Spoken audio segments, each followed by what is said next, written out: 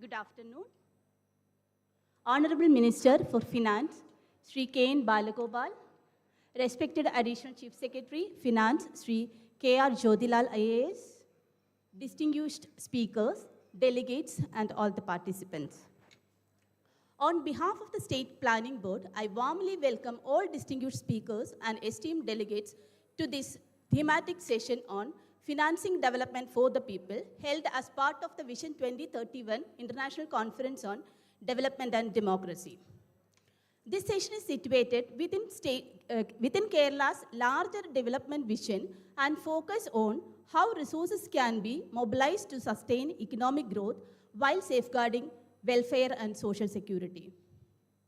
It examines fiscal federalism, public investment, and innovative financing mechanism essential for the development of current macroeconomic context and the emerging global financial landscapes. Now, I have the honor of welcoming Sri K.N. Balagopal, Honorable Minister for Finance, Government of Kerala, to deliver the Minister's address. His leadership has been central to Kerala's efforts to finance development while upholding social justice and fiscal responsibility. I respectfully welcome you, Honorable Minister, to address the gathering. The session will be moderated by Sri K.R. Jyotilal IAS, Additional Chief Secretary, Finance Department, whose extensive expertise in public finance and administration will guide today's deliberations.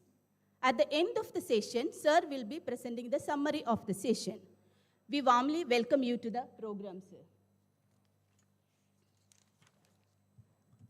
We are privileged to have eminent panel of speakers. Dr. T.M. Thomas Isaac, former Finance Minister of Kerala, is the leading authority on public finance and decentralized planning, known for his contributions to Kerala's development model. We warmly welcome you to the program, sir. Professor Prabhat Patnaik, Professor Emeritus at Jawaharlal Nehru University, former Vice Chairperson of Kerala State Planning Board, is a globally respected economist whose work on the microeconomics and political economy has shaped development discourses. We warmly welcome you to the program, sir. Professor C.P. Chandrasekhar, Senior Research Fellow at the Political Economy Research Institute, University of Massachusetts, and Professor Emeritus at JNU, is widely known for his work on finance, globalization, and development. We warmly welcome you to the program, sir. Sri P.C. Mohanan, Chairperson of the Kerala State Statistical Commission, is a distinguished statistician with extensive experience in official statistics and evidence-based policy making. And we warmly welcome you, sir, for this program. Professor R. Kavita Rao, Director of the National Institute of Public Finance and Policy, is a distinguished scholar in taxation and fiscal policy, contributing significantly to evidence-based policy making. We warmly welcome you, madam, to the program. Professor K.J. Joseph, Director of Gulati Institute of Finance and Taxation, Chairman of the 7th Public Expenditure Review Committee, and the distinguished economist whose work focuses on a range of topics, including innovation and development in public finance. We warmly welcome you to the program, sir. Professor C. Veeramani, Director of the Center for Development Studies. He is leading economist with widely recognized contribution to trade, industrial development, and economic policy. We warmly welcome you to this program, sir. I extend my warm welcome to all the distinguished delegates present here and looking forward to a rich and thoughtful and meaningful discussion. Thank you. Now I invite, small information. So, welcome drink is kept outside and tea will be served at around 5 o'clock. So this is a continuous session. Please stay back continuously throughout the session. Now I welcome Sri K.R. Jyotilal, IAS Additional Chief Secretary, Finance, to moderate the session. Thank you.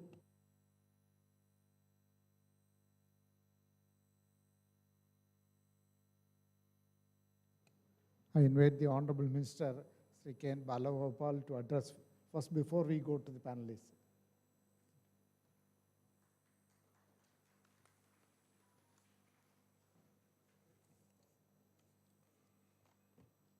ഈ വേദിയിലുള്ള വളരെ ബഹുമാനരായിട്ടുള്ള അതിഥികൾ, നമ്മുടെ ഈ വിഷയത്തെ സംബന്ധിച്ച് വളരെ ആധികാരികമായി പറയാൻ കഴിയുന്ന എല്ലാവരും ഇവിടെ ഉണ്ടെന്ന് എനിക്കറിയാം. അതുകൊണ്ട് ആദ്യത്തെ ഒരു സംസാരം എന്ന നിലയിൽ വളരെ കുറച്ച് കാര്യങ്ങൾ മാത്രമേ ഞാൻ പറയാൻ സമയമെടുക്കുന്നുള്ളൂ. ഫിനാൻസുമായി ബന്ധപ്പെട്ടിട്ടുള്ള സ്റ്റേറ്റ് ഇപ്പോൾ നേരിടുന്ന കുറച്ച് കാര്യങ്ങളെ സംബന്ധിച്ച് മോഡറേറ്റർ ചുരുക്കി സംസാരിക്കും. കേരളത്തിൻ്റെ ധനകാര്യമന്ത്രി എന്ന നിലയിൽ പൊതുപ്രവർത്തകൻ എന്ന നിലയിൽ വലിയ പരിചയമുള്ള ഡോക്ടർ തോമസ് ഐസക്കും ഇന്ത്യയും ലോകവും ആകെ ആദരിക്കുന്ന പ്രൊഫസർ പ്രഭാത് പട്നായിക്കും പ്രൊഫസർ CPയും അതേപോലെ PC മോഹനും കവിതാറാവു ഓൺലൈനായി കവിതാറാവുവും ഡോക്ടർ പ്രൊഫസർ KJ ജോസഫും പ്രൊഫസർ വീരമണിയും അടക്കമുള്ള ഇത്രയും അടക്കമുള്ള ഒരു വലിയ നിര ഇവിടെ ഉണ്ടെന്ന് പറഞ്ഞാൽ നമ്മുടെ ഈ സമയം 3 മണിക്കൂർ ഉണ്ടെങ്കിലും അതിന് തികയുന്ന സമയമല്ല. അതുകൊണ്ട് അവരുടെ സംസാരമുണ്ട്, പിന്നെ ഇൻട്രാക്ഷന് വേണ്ടി സമയമുണ്ട്. വിഷൻ 2031 2031 കേരളം എങ്ങനെയായിരിക്കണം. അതിനകത്ത് financing development for the people, എല്ലാ ഫിനാൻസിൻ്റെ എല്ലാ ഉദ്ദേശവും നാടിൻ്റെ വികസനം തന്നെയാണ്. പക്ഷേ ഓരോ നാട്ടിലും എടുക്കുന്ന സമീപനങ്ങളുടെ വ്യത്യാസം കാരണം ഒരേപോലെ ഈ കാര്യങ്ങൾ വരുന്നില്ല എന്നുള്ളതാണ് കേരളത്തിൻ്റെ ഒരു പശ്ചാത്തലത്തിൽ നോക്കിയാൽ നമുക്കറിയാവും. ഇന്നലെ ഡോക്ടർ അമർത്യ സെൻ്റെ ഉൾപ്പെടെ അഭിപ്രായങ്ങൾ കേരളത്തെ സംബന്ധിച്ച് നമ്മൾ കേട്ടു. രാഷ്ട്രീയമായ വ്യത്യസ്ത അഭിപ്രായമുള്ള ആളാണെങ്കിലും ശ്രീ മണിശങ്കർ അയ്യർ അദ്ദേഹം പറഞ്ഞത് നമ്മൾ കേട്ടു, വായിച്ചു. കേരളം ഇന്ത്യക്കും ലോകത്തിനും മാതൃകയായി മാറിയത് ഈ വികസനത്തിന് വേണ്ടിയിട്ടുള്ള, ജനങ്ങളുടെ വികസനത്തിന് വേണ്ടിയിട്ടുള്ള ഫിനാൻസിങ് മോഡൽ നമ്മൾ സ്വീകരിച്ചതുകൊണ്ടാണ്. അതാണ് കേരളത്തിൻ്റെ പ്രത്യേകത. സ്വതന്ത്രമായ ഇന്ത്യയിലെ ഐക്യ കേരളം വന്ന കാലം മുതൽ ഇങ്ങോട്ടുള്ള ചരിത്രമൊക്കെ നമുക്കറിയാം. അന്ന് നമ്മൾ ആളോഹരി വരുമാനത്തിൽ ഇന്ത്യൻ ശരാശരിയുടെ 70% താഴെ ഉണ്ടായിരുന്നത് ഇപ്പോൾ ഇന്ത്യൻ ശരാശരിയുടെ 1.7 1.7 ടൈംസ് വരെ ആയെങ്കിൽ ഈ ജനങ്ങളുടെ വികസനത്തിന് വേണ്ടി ഫൈനാൻസ് ഉപയോഗിച്ചു എന്നുള്ളതാണ് അതിൻ്റെ അടിസ്ഥാന കാരണം. അത് എല്ലാ മേഖലയിലുമുണ്ട്. നമ്മുടെ ബഡ്ജറ്റ് നോക്കുമ്പോൾ സോഷ്യൽ ക്യാപിറ്റൽ, ഹ്യൂമൻ ക്യാപിറ്റലിന് വേണ്ടിയിട്ടുള്ള വലിയ നിക്ഷേപം അന്ന് മുതൽ നടത്തി. അത് വെറും പണം മാറ്റിവെച്ചത് മാത്രമല്ല, സാമൂഹിക ജീവിതത്തിന് വേണ്ടിയിട്ടുള്ള കാര്യങ്ങൾ മാറ്റിവെച്ചു എന്നുള്ളതാണ്. ഭൂപരിഷ്കരണം ഉൾപ്പെടെയുള്ള കാര്യങ്ങൾ. ഇപ്രാവശ്യം നിയമസഭയിൽ ബഡ്ജറ്റ് അവതരിപ്പിച്ചതിൻ്റെ ചർച്ച നടക്കുമ്പോൾ ശ്രദ്ധേയമായ ചില കണക്കുകൾ അവിടെ അംഗങ്ങൾ ഉന്നയിച്ചു. 1957 56 57 അല്ലെങ്കിൽ ആ കണക്ക് കേവലം 9% ആൾക്കായിരുന്നു ലാൻഡിൻ്റെ ടൈറ്റിലുള്ളെങ്കിൽ ഇപ്പോൾ അത് 97% വരെയുള്ള ആളുകൾക്ക് സ്വന്തമായൊരു തുണ്ട് ഭൂമിയെങ്കിലുമുള്ള ഒരു സ്ഥലമായിട്ട് കേരളം മാറിയിരിക്കുന്നു. ലാൻഡിൻ്റെ മാത്രമല്ല, വിദ്യാഭ്യാസത്തിൻ്റെ കാര്യത്തിലെ വ്യാപനവും ആരോഗ്യരംഗത്തെ വ്യാപനവും എല്ലാം ഇങ്ങനെ വന്നതുകൊണ്ടാണ് കേരളത്തിൻ്റെ ഡെവലപ്മെൻറ്റ് ഇങ്ങനെ വന്നത്. അപ്പോൾ അതുകൊണ്ട് എങ്ങനെയായിരിക്കണം ഡെവലപ്മെൻറ്റ് ജനങ്ങൾക്ക് വേണ്ടി നടത്തുന്നത് എന്നുള്ളതിന് ലോകത്തെ ഒരു മോഡൽ കേസുകളിലൊന്നായിട്ട് കേരളം എടുക്കാം. ഇപ്പോൾ നമ്മളിനി എങ്ങനെയാണ് മുന്നോട്ട് പോകുന്നത്, 2031 എന്താവണം, അതാണ് ഇവിടുത്തെ ഭാവിയെ സംബന്ധിച്ചാണല്ലോ നമ്മൾ ഈ കാര്യങ്ങൾ പറഞ്ഞുകൊണ്ട്. എല്ലാ പഴയ കാര്യങ്ങൾ മാത്രം പറയാനല്ല ഇത്തരം ഒരു ചർച്ച. ഇന്നത്തെ സാഹചര്യത്തിൽ നമുക്ക് 2031 ആകുമ്പോഴേക്കും പല വിധത്തിലുള്ള കാര്യങ്ങളുണ്ട്. അതിനകത്ത് നമ്മുടെ വരുമാനം വർദ്ധിപ്പിക്കുക, നമ്മുടെ എംപ്ലോയ്മെൻറ്റ് ഓപ്പർച്യൂണിറ്റി വർദ്ധിപ്പിക്കുക, സമാധാനപരമായി ജീവിക്കാൻ പറ്റുന്ന സൗകര്യങ്ങൾ വർദ്ധിപ്പിക്കുക എന്നുള്ളത് പ്രധാനമാണ്. അതിനൊപ്പം ഏറ്റവും സീരിയസ് ആയ 2 ഇഷ്യൂസ് നമ്മൾ അഡ്രസ്സ് ചെയ്യാനുണ്ടെന്ന് ഞാൻ കരുതുന്നു. സാധാരണ ഡയറക്റ്റായിട്ട് ഫൈനാൻസിൻ്റെ ഒരു കാര്യമായിട്ട് വരുന്നതല്ല എങ്കിലും, വേണമെങ്കിൽ അല്ലെങ്കിൽ അല്ല എന്ന് തോന്നാമെങ്കിലും, വർദ്ധിച്ചു വരുന്ന പ്രായമുള്ളവരുടെ ജനസംഖ്യ 20% നമ്മുടെ ജീറിയാട്രിക് പോപ്പുലേഷനിൽ അതിവേഗം നമ്മുടെ ജനസംഖ്യ പ്രായമുള്ളവർ വർദ്ധിക്കുകയാണ്. ആ പ്രായം നമ്മുടെ സാങ്കേതികത്വത്തിൽ 60 വയസ്സെന്നുള്ള പ്രായമല്ല, അല്ലെ 70 വയസ്സും 80 വയസ്സും ഒക്കെ വളരെ എഫക്റ്റീവായിട്ട് ജോലി ചെയ്യാൻ പറ്റുന്നതാണ്. പക്ഷേ അത് ഒരു ഏരിയയാണ്. രണ്ടാമത്തെ പ്രശ്നം നമ്മുടെ നാട്ടിലെ കുറഞ്ഞു വരുന്ന ജനസംഖ്യ അലാമിംഗ് ആണെന്നുള്ള വാക്ക് ഞാൻ ഉപയോഗിക്കുന്നില്ല. പക്ഷേ യൂറോപ്പിലെ ഡെവലപ്ഡ് രാജ്യങ്ങളെ പോലെ നമ്മുടെ പോപ്പുലേഷൻ ഒരു 20-25 വർഷം മുമ്പ് ഒരു വർഷം 6 ലക്ഷം പേര് ജനിച്ചിരുന്നെങ്കിൽ, 1ാം ക്ലാസ്സിൽ അത്രയും പേര് ചേർന്നിരുന്നെങ്കിൽ, 5.5 ലക്ഷം പേരൊക്കെ SLC പരീക്ഷ എഴുതിയിരുന്നെങ്കിൽ, ഇപ്പം 2.85 ലാക്സാണ് ഈ വർഷം സ്കൂളിലാകെ ചേർന്നത്. കഴിഞ്ഞ വർഷമൊക്കെ ആ ട്രെൻഡാണ്. അപ്പോൾ അതുണ്ടാക്കുന്ന ചില പ്രഷറുണ്ട്. വർക്ക് ചെയ്യുന്ന ആളുകളും പോപ്പുലേഷനും തമ്മിലുള്ള റേഷ്യോയിൽ വ്യത്യാസം വരും. ടെക്നോളജിയുടെ ഡെവലപ്മെൻറ്റൊക്കെ വരുന്നുണ്ട്, ആർട്ടിഫിഷ്യൽ ഇൻ്റലിജൻസ് ഒക്കെയുള്ള കാര്യങ്ങൾ വരുന്നെങ്കിലും ആ മേഖലയിൽ നമ്മൾ എടുക്കേണ്ട കാര്യങ്ങളെപ്പറ്റി തന്നെ വളരെ സീരിയസ് ആയിട്ട് കേരള സൊസൈറ്റി, കേരളത്തിലെ ഗവൺമെൻറ്റുകൾ ഗൗരവത്തോടെ ജനങ്ങളും എക്കണോമിസ്റ്റുകളും സമൂഹവും ചർച്ച ചെയ്യേണ്ട വിഷയമാണ്. ഈ 2 പശ്ചാത്തലത്തിൽ നിന്നുകൊണ്ട് എങ്ങനെയായിരിക്കണം നമ്മുടെ ഡെവലപ്മെൻറ്റ് എന്ന് ആലോചിക്കണം എന്നാണ് എനിക്ക് തോന്നുന്നത്. സാമ്പത്തിക സ്ഥിതിയിൽ നമ്മുടെ കേരളത്തിൻ്റെ സാമ്പത്തിക സ്ഥിതിയെ സംബന്ധിച്ച് ധാരാളം കാര്യങ്ങൾ വരുന്നുണ്ട്. ഒറ്റ കാര്യം മാത്രം ഞാൻ പറയാം.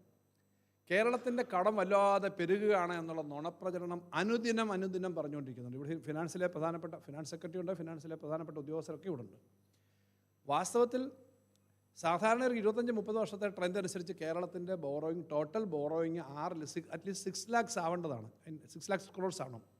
പക്ഷേ ഈ വർഷം ഫൈനൽ കണക്ക് വരുമ്പം 4,85,000 crores-നപ്പുറം വരില്ല. സോ ദർ ഇസ് എ ഇതിനൊരു കൺട്രോൾ വന്നു അല്ലെങ്കിൽ കുറഞ്ഞു എന്നുള്ളത്. ഇത് വ്യക്തിപരമായോ അല്ലെങ്കിൽ ധനപരമായിട്ടുള്ള കാര്യങ്ങൾ ആലോചിക്കുമ്പോൾ അങ്ങനെ ബോറോയിങ് കുറയ്ക്കുന്നത് ഡെവലപ്മെൻറ്റൊന്നും സഹായകരമല്ല എന്ന അഭിപ്രായം പറഞ്ഞുകൊണ്ട് പറയട്ടെ. ഈ ബോറോയിങ് 1.25 ലക്ഷം കോടി രൂപ കഴിഞ്ഞ 5 വർഷത്തിനകം കിട്ടേണ്ടത് കുറഞ്ഞിട്ടും നമ്മൾ നിൽക്കുന്നെന്ന് മാത്രമല്ല, കോവിഡ് സമയത്തും പ്രളയമൊക്കെ ഉണ്ടായിരുന്ന സമയത്ത് നമ്മുടെ ടോട്ടൽ ബോറോയിങ് ടോട്ടൽ GSDP-യുടെ 39% വരെ ആയി. എല്ലാ സംസ്ഥാനങ്ങളുടെയും വർദ്ധിച്ചു. നമ്മളത് we came back to 34% and we are will be very successfully going back to 33 or less than that in the coming days. പക്ഷേ ഇത് ഇപ്പോൾ ഉണ്ടാക്കുന്നൊരു അവസ്ഥ കേരളത്തെ സംബന്ധിച്ചാൽ ഇന്ത്യയിൽ മൊത്തം വളരെ വേൾഡ് റിനൗൺഡ് ആയിട്ടുള്ള എക്കണോമിസ്റ്റുകളാണുള്ളത്. ഞാൻ ആശങ്ക പങ്കുവെക്കാൻ പോകുന്നത് കേരളത്തിന് മാത്രമല്ല, ഇന്ത്യൻ എക്കണോമി ഒരു റിസഷനിലേക്ക് പോകുമെന്നുള്ള ഭയം ധനകാര്യമന്ത്രി എന്ന നിലയിൽ കണക്കുകൾ നോക്കുന്ന ഒരാളെന്ന നിലയിൽ എനിക്കുണ്ട്. കാരണം ഇന്ത്യയുടെ കഴിഞ്ഞ വർഷത്തെ ടോട്ടൽ ബഡ്ജറ്റ് എസ്റ്റിമേറ്റ് പറഞ്ഞിരുന്നത് 38 lakh crores ആണെന്ന് എൻ്റെ ഓർമ്മ. അത് 39 lakh crores ആയിട്ടുള്ള റവന്യൂ എന്ന് പറഞ്ഞാൽ 3% ഗ്രോത്ത് പ്രെഡിക്റ്റ് ചെയ്യുന്നത് സെൻട്രൽ ഗവൺമെൻറ്. 3% പ്രെഡിക്റ്റ് ചെയ്യുന്നതെന്ന് പറഞ്ഞാൽ അതിലേക്ക് എത്താൻ പറ്റത്തില്ല സാധാരണ. ഇത് മതിയായ റീസൺസ് ഉണ്ട് അവർക്ക്. കാരണം എല്ലാ സ്ഥലത്തും വരുമാനം കുറഞ്ഞു. GST-യുടെ റാഷണലൈസേഷൻ്റെ ഭാഗമായി GST 2,32,000 കോടി കിട്ടിയിരുന്നത് 1,70,000 കോടിയിലേക്ക് കുറഞ്ഞു ഒരു റാഷണലൈസേഷന് ശേഷം ഒരു മാസം. എന്നാൽ 60,000 കോടി ഒരു വർഷം കുറഞ്ഞു. ഇത് സെൻട്രലിനെയും സ്റ്റേറ്റിനെയും ബാധിക്കും. 6 ലക്ഷം കോടി 7 ലക്ഷം കോടി ഇന്ത്യയിലാകെയുള്ള റവന്യൂവിനെ ബാധിക്കും. പക്ഷേ അത് സ്റ്റേറ്റുകളെയും വലിയ ബാധിക്കും. കോമ്പൻസേഷൻ സിസ്റ്റം അവർ തുടരാൻ തയ്യാറല്ല. അപ്പോൾ ഇത് സ്റ്റേറ്റുകളെയും ബാധിക്കും, സെൻട്രലിനെയും ബാധിക്കും. ഇതിൻ്റെ ഏറ്റവും വലിയ ഉദാഹരണം തൊഴിലുറപ്പ് പദ്ധതിക്ക് 88,000 കോടി കഴിഞ്ഞ പ്രാവശ്യം ഉണ്ടായിരുന്നത് ഇപ്പോൾ 30,000 കോടിയേ ഉള്ളൂ. ഫുഡ് സബ്സിഡി, മെഡിക്കൽ അല്ലെങ്കിൽ ഹെൽത്തിന്, എഡ്യൂക്കേഷന്, പിന്നെ ഇലക്ട്രിസിറ്റി സബ്സിഡി, ഫ്യൂവൽ സബ്സിഡി, എല്ലാത്തിനും പണം കുറഞ്ഞിരിക്കുകയാണ്. ആ ബഡ്ജറ്റ് ഒറ്റ കേന്ദ്ര ബഡ്ജറ്റ് നോക്കിയാൽ അറിയാം. അപ്പം കേന്ദ്രം ഈ ചെയ്യുന്ന ഈ കോൺട്രാക്ഷൻ വാസ്തവത്തിൽ എക്കണോമി ബാധിക്കുമെന്ന് മാത്രമല്ല, ട്രംപിൻ്റെ എക്കണോമിക്സാണ് ഇപ്പോൾ ഇന്ത്യ നടപ്പിലാവുന്നതെന്ന് പറയേണ്ടി വരും. ഒന്ന്, അദ്ദേഹം പറഞ്ഞു ലോകത്തെ ഏറ്റവും ബാഡ് എക്കണോമിക്സ് 2 എക്കണോമിക്സാണ്. ഒന്ന് Russia and another one is India, because they have the highest tariff in the world. ആ tariff is not about the export or import tariff. It was based on the internal tariff, that is the local GST rate of the country. That means the things which they wanted to import, they want to pump to the country should be more competitive than the existing tax system. So the tax system which they wanted to advocate is a lesser taxes, and that is what happened in the GST rate rationalization. അതെല്ലാ സ്റ്റേറ്റിനെയും ബാധിച്ചു. നമ്മൾ വലിയ തോതിൽ V are not അങ്ങനെ വലുതായിട്ട് കുറഞ്ഞിട്ടില്ല. ഞങ്ങളുടെ ഒരു ഏകദേശം 1% 2% ഒക്കെ ഞങ്ങൾക്ക് ഇൻക്രീസ് ഉണ്ട്. പക്ഷേ ഇന്ത്യയിലാകെ വലിയ കുറവ് വന്നു. So in the coming years, because of the tariff war and tariff compulsion, it's a new kind of colonization which is happening and we are succumbing to that. So it will affect the economy in a very big way, and the next years, there will be a sharp decline in the real income of real growth of the economy. അത് വല്ലാതെ നമ്മളെ ബാധിക്കാൻ പോവുകയാണ് ഇന്ത്യയിലെ സ്റ്റേറ്റുകളെ ആകെ. അതൊരു serious ആയ issue ആണ്. ഇത് നമ്മുടെ സ്റ്റേറ്റുകൾക്കുള്ള എക്കണോമിയെ ബാധിച്ചിട്ടുണ്ട്. The first time in the last recent years ഞങ്ങളുടെ ഫൈനാൻസ് കമ്മീഷൻ്റെ drafting committee chairman professor CP ഇവിടെ ഉണ്ട്. നമ്മൾ റിക്വസ്റ്റ് ചെയ്ത കാര്യങ്ങളൊന്നും സംബന്ധിച്ചില്ല എന്ന് മാത്രമല്ല, ഒരു സ്റ്റേറ്റിനെ സംബന്ധിച്ചില്ല. Actually there was a system of giving revenue deficit grant in every finance commission in the last many years. There is no revenue deficit grant this time.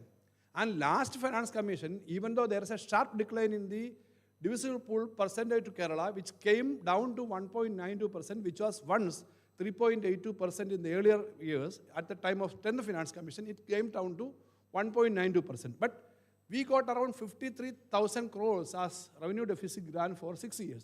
And there is no single paisa allotted for revenue deficit grant in this year to any state. No state is getting revenue deficit grant.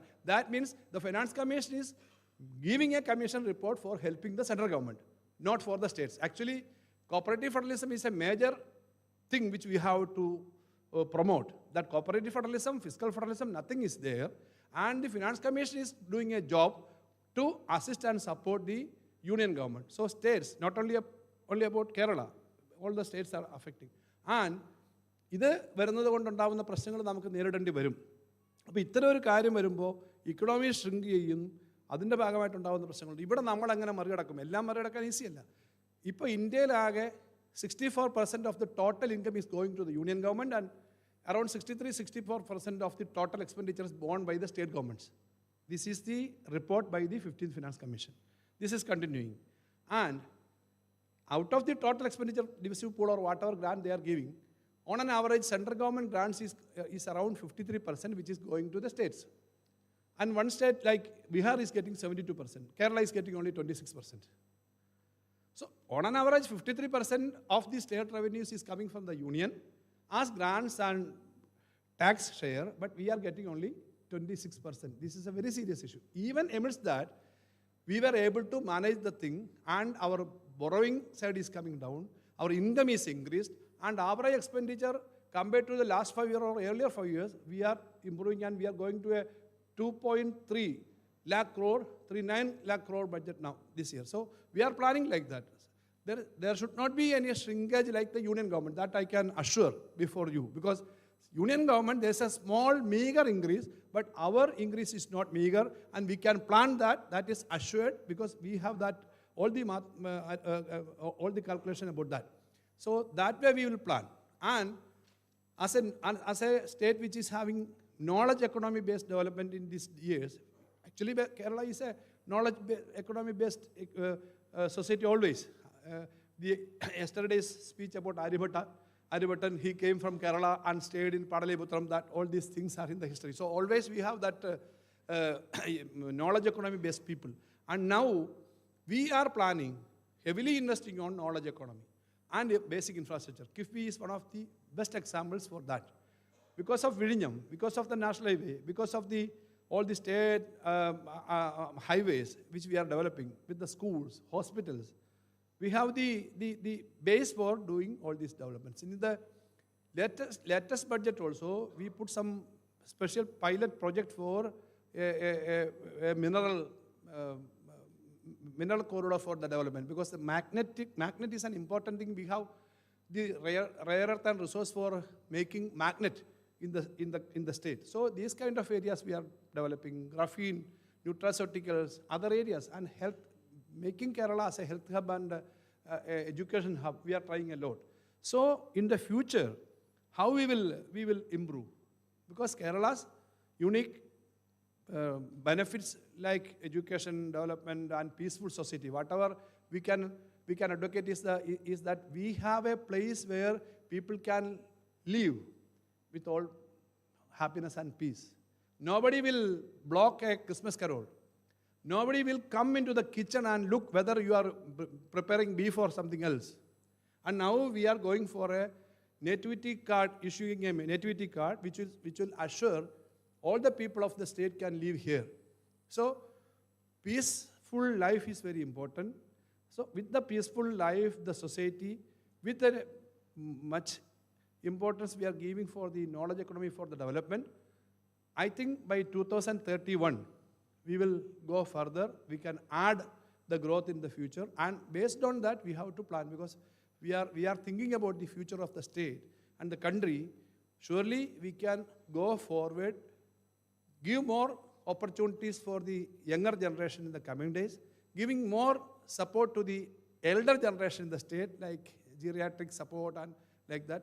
That is why a comprehensive development scheme which we are having, that is what we are going to plan.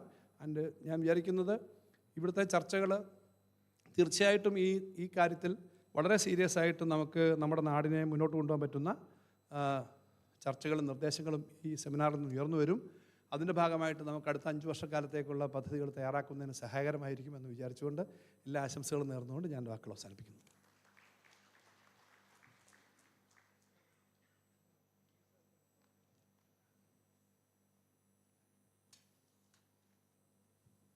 Honorable Minister, honorable other panelists, they are all stalwarts in the field. I'm just new to the field, so I think I will just, but before I invite each of them to talk, I'll just maybe cover one or two points which I thought is very relevant. First is, as Amartya Sen said, like Kerala, even Ibn Battuta's time, only two countries in the world, we can call it God's own country, not a different country, but only two places where women empowerment was in practice. So the one is Kerala. Local self-government also, we are the, out of all the states in India, only state which conducts election correctly is Kerala. Nowhere else there are no state devolution of funds as per the State Finance Commission grant is done correctly, elections is conducted correctly, that's only Kerala. I think other states may claim that they have done decentralized like Karnataka and all, but Karnataka itself has been telling you are the only state which follows it. Now coming back to the rest of India went after reliance, but Kerala went after self-reliance. That is the one point which I wanted to just mention in the financial aspects. Because out of 75% of the total revenue state government is generating. Can you imagine? That means we are only 25% dependent on, we are not independent to independence. It's like independent to, the gap is gone, independence. We are financially, 75% we are financially independent. That means we have put the tax administration in place. Probably in GST, last time I think Honorable Minister had met the Union Minister. She was telling, after all the things, after cutting off-budget borrowing, everything, which all way you can cut that 3% also, they have done it. We are, okay, this is our demand has been that. The last when we are leaving, she told, but you have done extremely well. That means in spite of we trying to create all the trouble, you survived. She is wonderful. She asked, we said, because of GST rationalization, we are losing 8,000 crore. Then she told the GST main person, you see, Kerala is the highest growth rate in GST in the entire country. See, that means your tax administration is one of the perfect one which other states will have to follow. She said, she gave the figure and said that your tax collection is one of the highest. So this is a good model. Kerala is actually the world is looking at what is the alternate model of development. As Honorable Minister has said, now the olden days, the Ravanas used to abduct only the ladies. Now with the new age, I think with the husband along with both they have been abducted.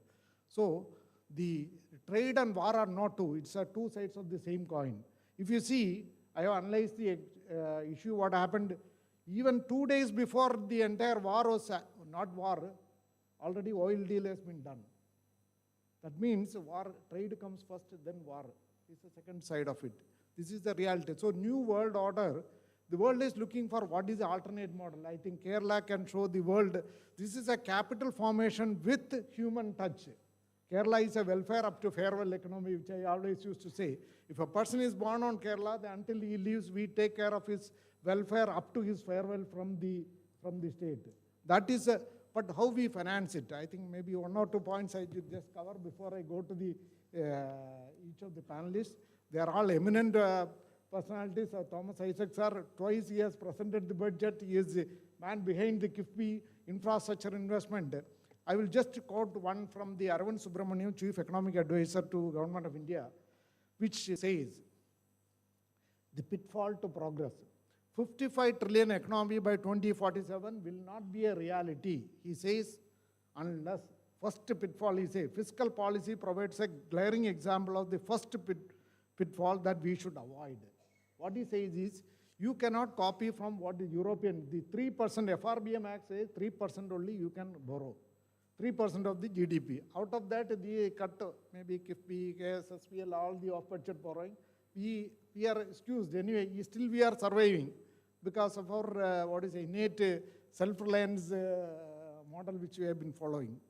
He says, first, as highlighted in the Economic Survey 2021, the need for a sovereign to invest in infrastructure, which he says physical. Infrastructure includes physical. Second is human. Third is digital. All the three are infrastructure, is an order of magnitude greater in India than in Europe. Second is, given the India's significant high potential for economic growth, the risk to the debt sustainability engendered by the sovereign borrowing to fund such investment are far lower in India than in Europe.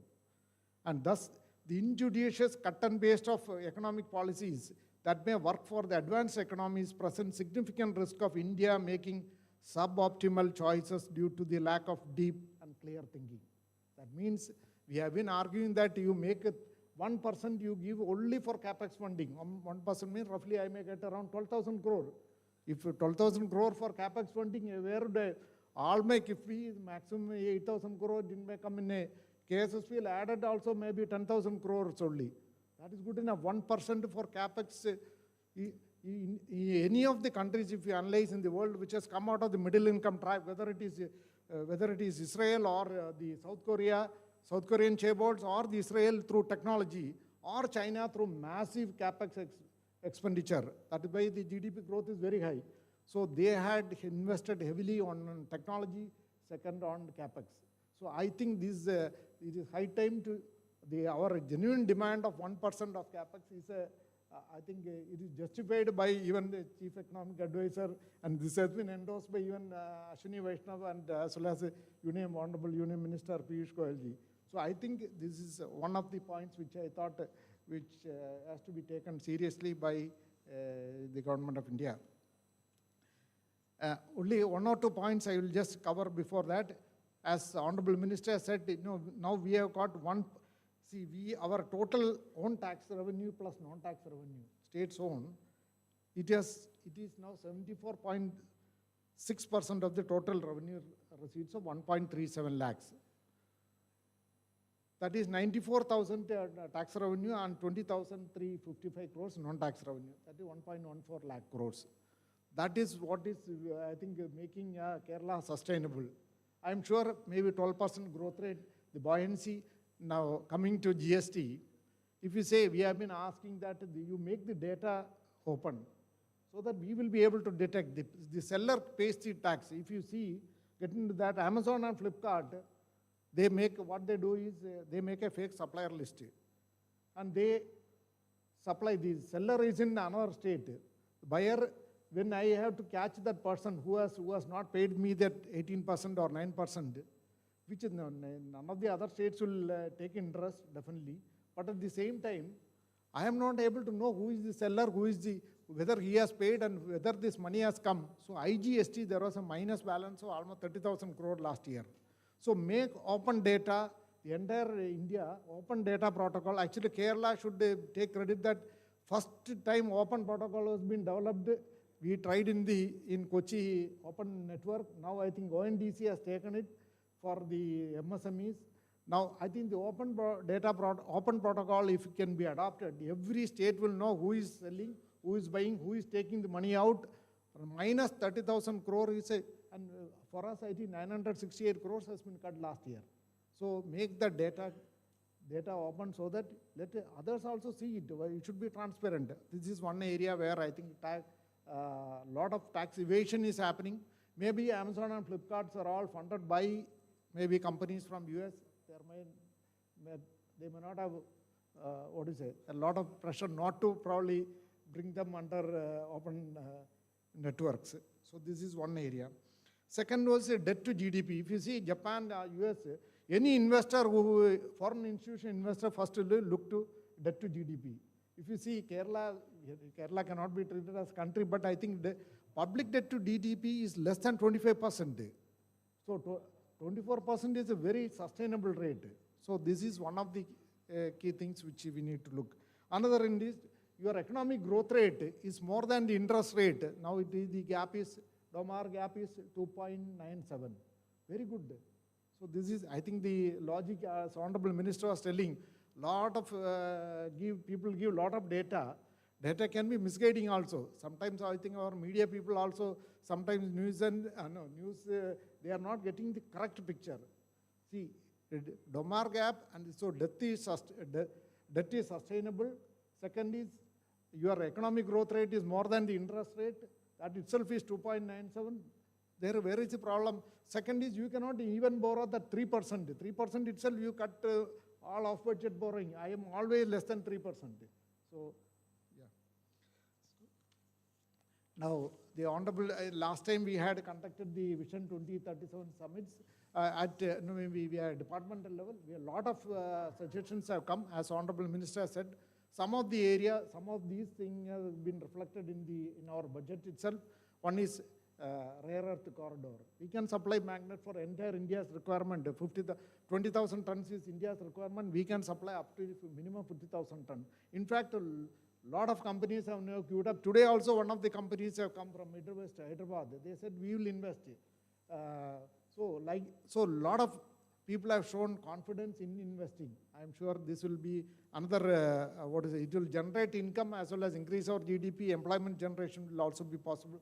Future technology is another area. Space Tech Kerala has got upper hand. Care economy, the silver, then the wellness is another area which I think these are the areas with thrust areas which have been identified. I'm not getting into the details. So I think we will share the presentation with all of you so that you can go through that.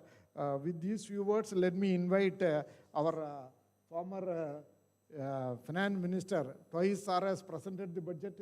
He is the man behind forming KIFBI, and almost 1 lakh crores has been invested in the country, in the state, in the infrastructure side.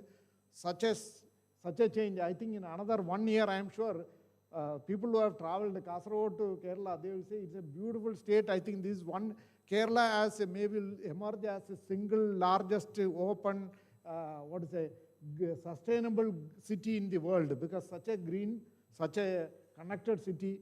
KIFBI has funded almost 5,000 crore. Even that 5,000 crore, we have been asking Government of India, please allow us to borrow this 5,000 what we invested. If within 1 year, I am sure Kerala is going to become one of the best places even for travel. Basically, the time you spend, I will conclude with only one statement. Man lives for 8,000 days on earth. Productive number of days is 8,000 days. 8,000 days you sleep, 8,000 days you eat food. So these 8,000 days, how much time you spend on the road? If 8 hours you spend, 4 hours up and down, then your entire life is a waste. 4 hours means half your life is a waste. 2 hours, 1/4 of your life is a waste. The productivity of a city depends, because TFL head, strategy head, who is a friend of mine from IIT Kharagpur, so they said they made the city in London productive so that they attract the world capital with only productivity. I think the SAR has done the right, here the vision of zero cash, zero congestion, zero emission, zero waste, and vision zero with zero accident.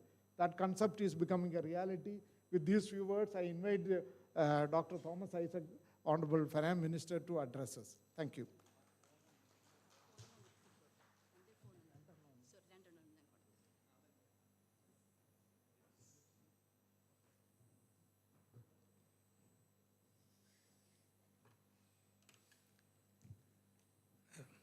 Dear Finance Minister Balagopal, honorable members of the panel, and dear friends,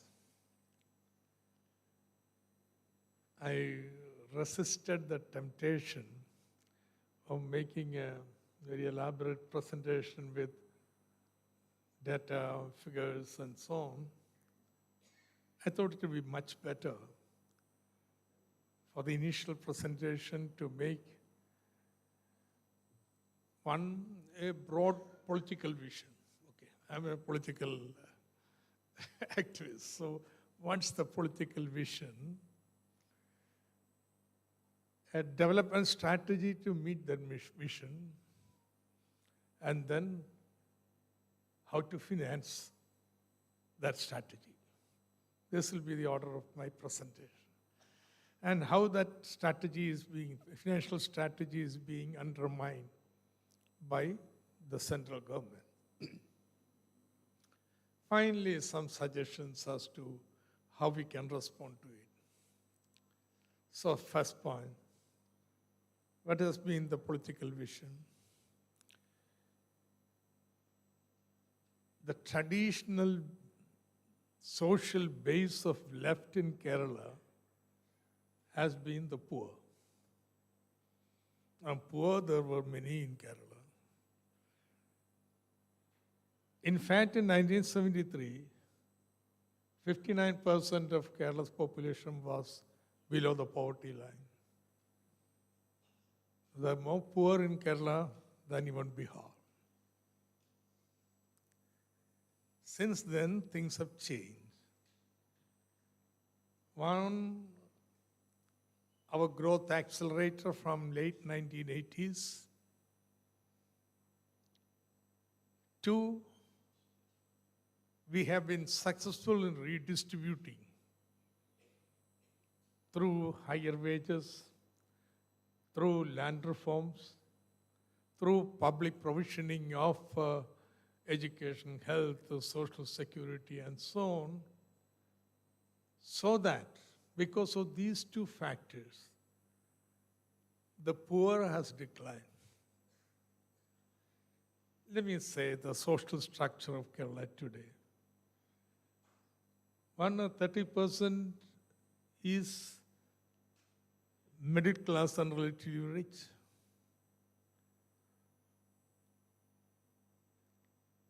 Only 30% we would consider to be relatively poor.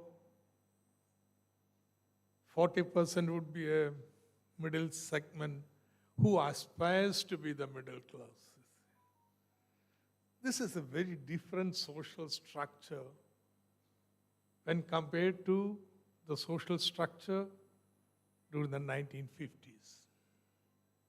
So politically, I'm faced with a big challenge, you see. Your traditional social base is shrinking, while as a result of your own success of your strategy, the middle class is bulging. You see.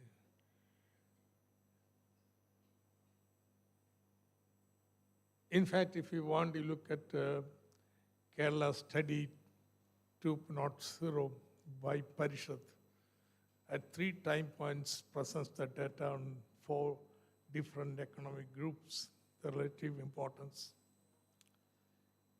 So then the challenge, how do you retain your political base, majority? Can be done only by not confining yourself to poor, but also catering to the aspirations of the middle class. You need to have a historic social bloc in Kerala.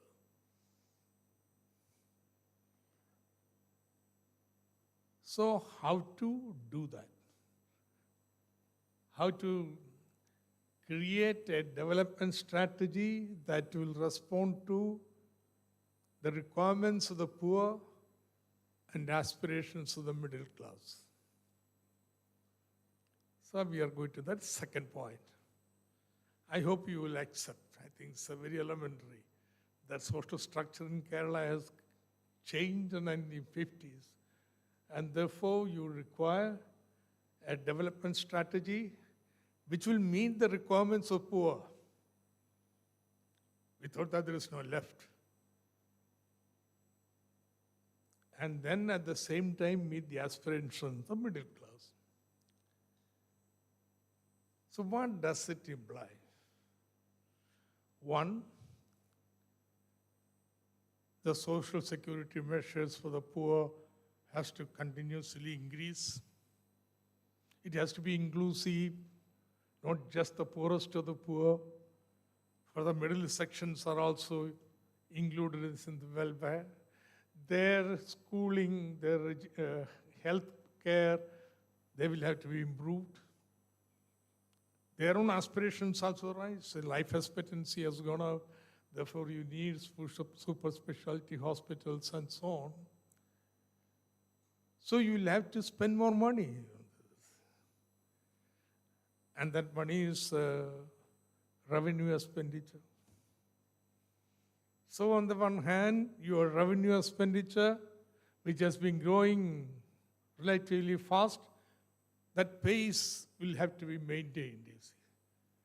You cannot relax and say, well, now middle class has come up, we will reduce the expenditure on the welfare, we will contain the expansion of public education, public health, and so on. So the revenue expenditure on these sectors will have to continuously increase. But then, what is the aspirations of new middle class? they are not interested in these welfare measures and so on. Their aspirations is that next generation, they should get quality jobs. Those jobs are not being generated in Kerala. In a state where 30 to 40 lakh migrant workers are working, seeking work, has the highest unemployment. There is a mismatch between the jobs that are created and aspirations of the new middle class. So then comes the concept of knowledge economy. You have to create a production base which creates these new quality jobs. How do you do that? There are many things to be done. I'm not going to elaborate on them, higher education and so on. But most important intervention has to be the infrastructure, you see. You cannot attract investment. You cannot convert Kerala into a knowledge economy, whatever, unless you overcome the infrastructure deficit. Because you have been concentrating bias towards the revenue expenditure, right? For right reasons.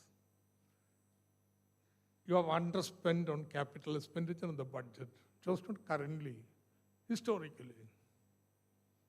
From the 1970s, yes, there is this famous graph which compares revenue expenditure and growth and capital expenditure between India and Kerala states. Kerala has not only been below, there's a wide gap. So the challenge is how to overcome this infrastructure deficit. How do you increase your expenditure?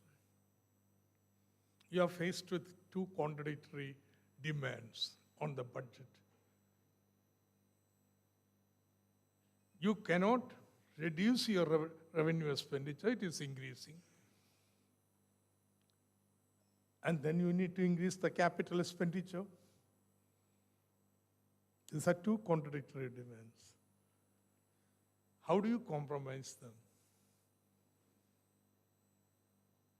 This is the third point. This is a challenge of financing development in Kerala.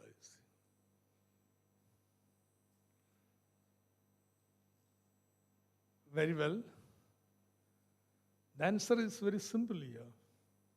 At least for some time you need to have extra budgetary resourcing, financing of your capital expenditure. You have no choice. Either you'll have to reduce your revenue expenditure, that's not politically acceptable, or you can take a position, well, this is all the residual left for capital expenditure and you'll be happy with that. But then the problem is, there's a growing middle class who will judge you. These guys can deliver our aspirations. The historic block, political block that is required is not possible. And therefore, we devised in 2016 a financial strategy. Very well, we'll continue to expand our revenue expenditure, try to accommodate as much as capital expenditure as possible. In fact, capital expenditure share in the budget has improved, but that is not sufficient. We cannot weigh this incremental increases in capital expenditure to overcome our revenue, our infrastructure deficit. We will miss the opportunity. The opportunities that are opening up in India. We have to do it now. That's where KIFBI comes. That's a financial innovation. It is a simple model. Government through legislation guarantees this institution a regular flow of grants. Now once that is done, this organization can securitize the future income flows and borrow.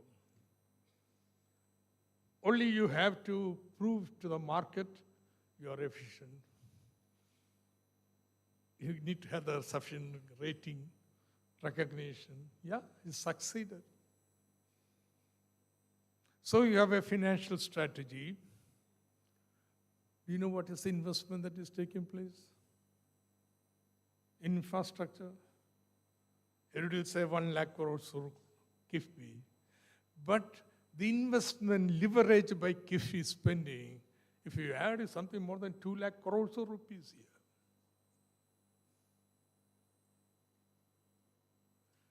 Our infrastructure phase would change totally with another 3, 4, 5 years.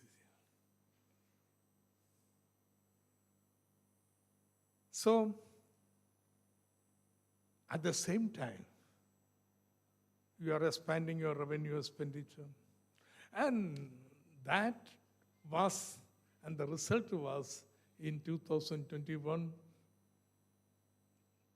we won a second time. The poor, take the COVID time. Nobody in Kerala went hungry. At the same time, this whole investment was initiated. Yeah, things were changing. So it was a political success, accepted by Kerala, but not politically acceptable to central government. So now we are facing a central intervention to scuttle this financial strategy, development strategy, and therefore the political vision that we have put forward. That's how I read it. It started with what has already been stated, I want to restate it, that the KIFBI borrowing, since it's ultimately financed by the budget, is an indirect borrowing by the state government. Therefore, normal borrowing, the state government will be cut. So this is one serious issue. One.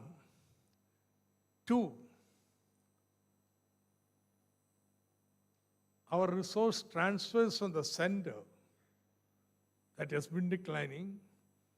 The present 16th the Finance Commission award has already been referred to by the Finance Minister. In fact, they provide.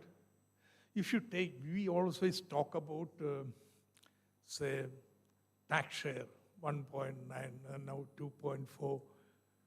But you take the entire resource transfer to the state, taxes, grants, centrally sponsored share.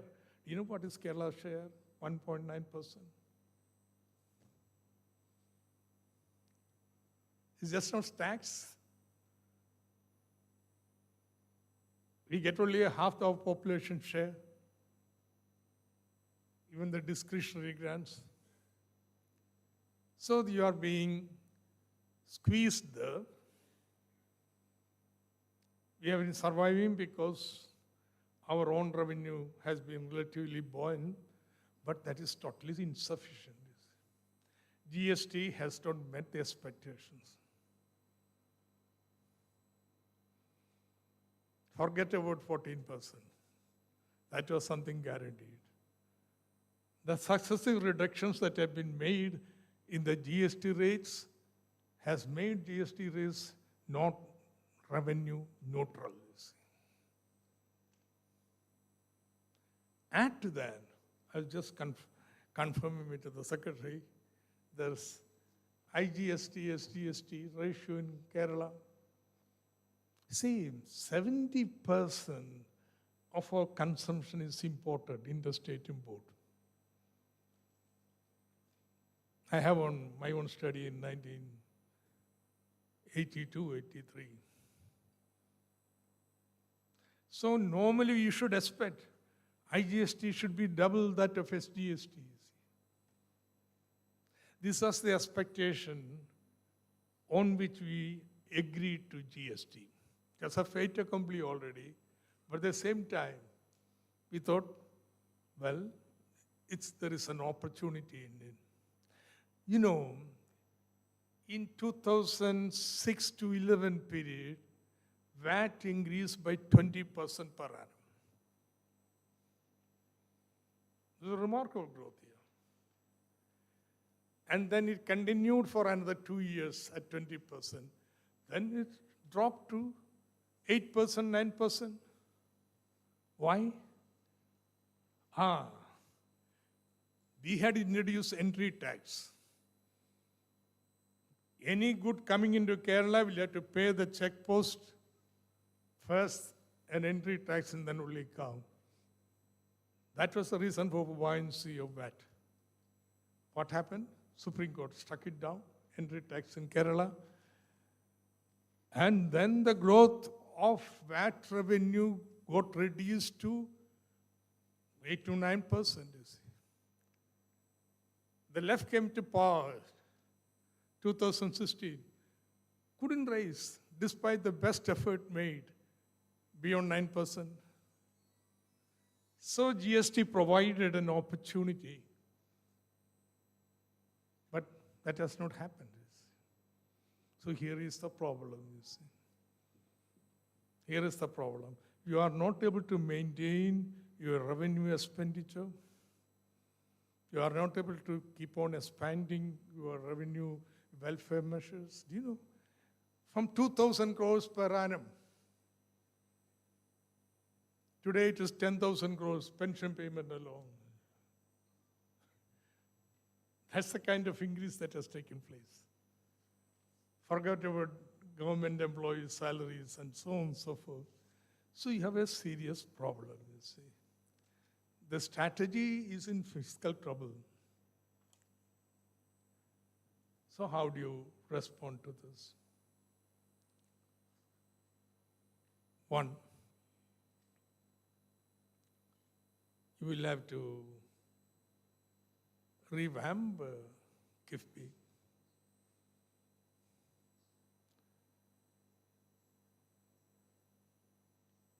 Revamp in the sense, while you continue to fight center and so on, ultimately center is center, you see.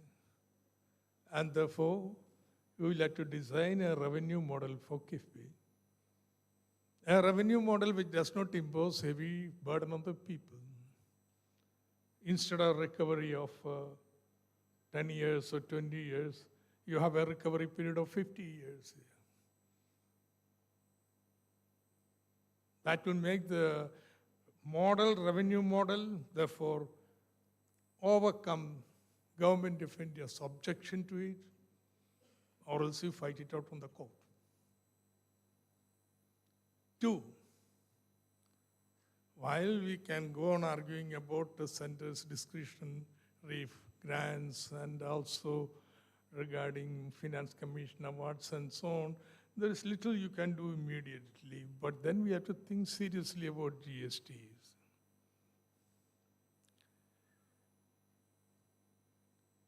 Already Secretary has pointed it out. Even the goods that are originating to Kerala from other states are not needing to be billed under IGST for various reasons. We have made some interventions and Government of India has accepted, but I don't know how effectively it has come into being. But we can also have AI tools which will photograph any vehicle entering Kerala and at real time look, e-way bill has been uploaded and also inform you whether the kind of quantity that is being transported of that particular good in the e-way bill is, the kind of container in the transport vehicle. You needn't do any kind of check post, can be done. I'm not saying this is, I am saying is that loss in IGST has to be stopped. A leakage. So that we revamp our financial strategy, we continue our development strategy. There is one thing, and that's the last point, we have to overcome this fear of debt. That's the kind of, and why are the people not angry with the left, angry with the government, the central government? Simply, they feel something terribly wrong is taking place here. There are people who teach economics here. What is debt trap here? The Domar equation tells you as long as your growth rate is above interest rate, you are never in debt trap. In the last 40 years, only 2 years, that is the COVID years, Kerala's growth rate has been less than the interest rate. So there is nothing, Kiffy doesn't make you say into a debt trap, because Kiffby's liability is limited to projects which can be financed ultimately from the grant that are given by legislation to Kiffbys. So it's predetermined. Therefore, it is very, very important we raise public consciousness about it so that this fight can continue. Thank you.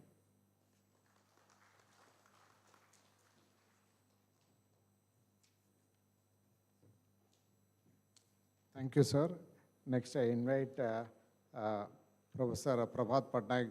Sir was Vice Chairman of the State Planning Board and now is Professor at JNU. Invite him to address.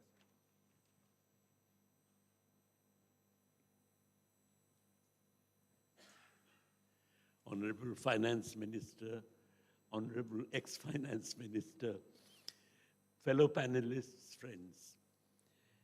I'm very grateful for this invitation which has been given to me for attending this important seminar. At the moment in India, there are two diametrically opposite alternative paradigms of development. One which is what we have had in Kerala, is one which believes that you spend on welfare expenditure, you spend on deepening the democratic structures in society, and that is your priority, and that would not only improve the conditions of the people, but it would also give you a high rate of growth. In other words, growth does not become the objective of economic policy per se, but growth is something which follows from the fact that you're carrying forward democratic welfare state measures. The alternative, which we find particularly reflected in the current central government's policy, is to prioritize growth. And if you prioritize growth, for which then you require investment by capitalists, for which then you provide incentives to them, you provide inducements, then you develop a bunch of crony capitalists. In the process, you may have growth, but you do not have an increase in the welfare of the people. As a matter of fact, in the entire period, since the late 1991, in the period of neoliberal development, apparently the rate of growth in the economy has gone up, but on the other hand, inequality has gone up massively, and even nutritional poverty today is much greater than it was at the end of the 1980s. So if you pursue growth per se, in that case, you do not achieve the welfare levels of welfare services that Kerala has achieved. On the other hand, if you actually pursue welfare services, then you not only get welfare services, but you also get a high rate of growth. As a matter of fact, if you compare, for instance, the growth rates of Kerala on the one hand and Gujarat on the other hand, which I did for the period 2004-5 to 11-12, you find that in per capita terms, Kerala's growth rate is the same as Gujarat's growth rate, even though, of course, in terms of welfare achievements, Kerala stands first among all the states in the country. Now, I think the fight between these two alternative paradigms of development is something which is going to get intensified, is getting intensified, and will get intensified in the coming days. You are now going to have a situation where the center, with the centralization of resources, would actually be trying to squeeze out the alternative model that Kerala, for instance, represents. As against this, it becomes very important for us to actually push before the country the alternative Kerala model of development. For instance, some of my calculations suggest, or our calculations suggest, that if you tried to deepen the welfare state measures of the country by instituting a set of fundamental economic rights. Our constitution, as you know, has only civil and political rights, but no economic rights.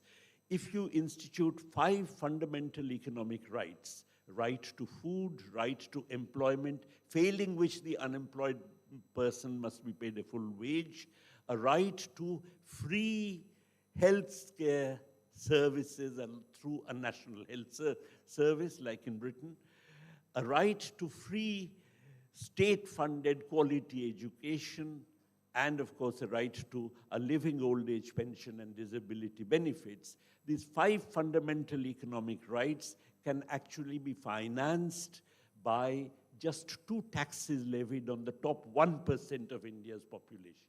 One is a 2% wealth tax, and the other is a 1/3 inheritance tax. It is shocking that we don't have these taxes, but they should be instituted, and if they are, in that case, we would be able to move to becoming a welfare state. Now, the point is that this struggle is going to go on, and I think we have to be aware of this struggle that is going on and fight it. And I'm sure there are no better persons than people like Comrade Balagopal and others who would actually carry this struggle forward. But I want to discuss something else. The question that can arise is, in the absence, okay, how do we now carry forward the democratic revolution which has been there in Kerala in the coming 5 years, let us say, even though we know we are going to be financially squeezed? I would just make 2 suggestions.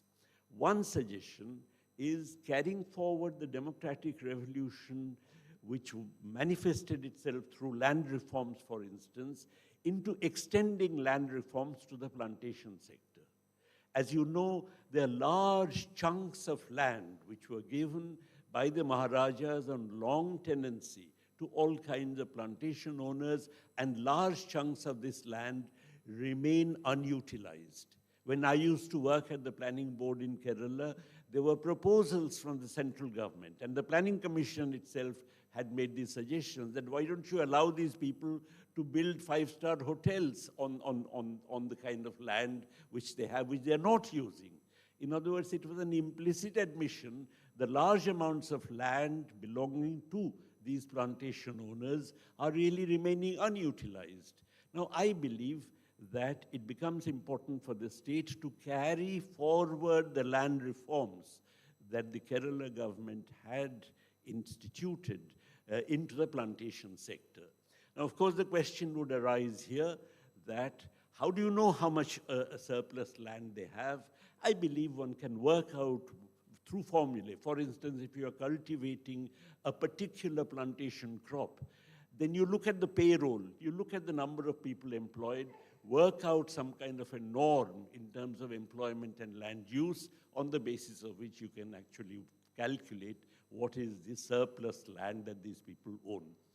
Now, I know, I've had discussions on this with Comrade Balagopal. I know that this is going to be difficult, that this is going to be something which would involve the state government in a lot of expenditure, possibly with no return. But I would still plead that, look, it is very important for us to keep faith with the people. it's very important for us to show to the people that our intent is clear, that we want to do this. All right, maybe we are not allowed to do this, but we must make it clear that this is our intent. The second point which I want to make, or the second area in which I believe in the next 5 years we can carry forward the democratic revolution in Kerala, is something which arises from the following. Professor Amartya Sen, following the 19th century English author Walter Bagehot, had defined democracy as government by discussion. Now, discussion within whom? Obviously, discussion that must involve the demos. It must involve the people. And if government by discussion must involve the people, then the people must in fact be informed. The people must in fact be educated. Now, Kerala has been one of the states which has really led the country in having universal literacy. But I would now suggest that the time has come to go beyond universal literacy towards education, including higher education. As a matter of fact, in 1924, there was a book published in the Soviet Union called Literature and Revolution, which had actually argued a vision of socialism where the average man has the sensitivity and the intellectual depth of what it called a Karl Marx or a Goethe or an Aristotle. Now, I do not see why in Kerala we should not have a situation where an average working person over a period of time has the ability to carry out discussions and to interrogate people like Tagore or Gandhi or Ambedkar or E.M.S. Namboodiripad. So I believe that it becomes very important for us, therefore, to think in terms of bringing education to the masses, and it can be done in very many different ways. One obvious way in which one can do, for instance, is that in every panchayat, let there be one or two persons who are selected and who come to the universities. The amount of expenditure involved would be trivial. Suppose you give a 10,000 rupee stipend for such a person, then if one person comes from every panchayat in Kerala, then the expenditure would not be more than about 12 crores per year, which means 36 crores if you take, let's say, an undergraduate degree of 3 years. Let's say 40 crores. So that, the expenditure would not be prohibitive, but on the other hand, we would be moving towards a situation far ahead of the country in which the common people would not only just have literacy, but the common people would be able to discuss philosophy. And that is a situation where I believe we would also be able to defeat the fascism and the neo-fascism, which currently constitutes the biggest danger to the country. Thank you very much.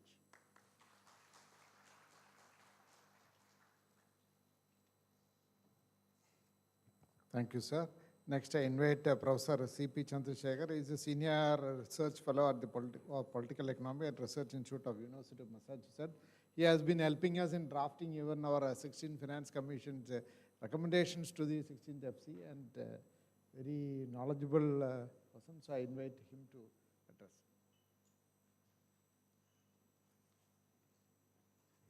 address. Thank you, and Finance Minister Balagopal, other distinguished scholars on the dais along with me and out there, and friends and comrades.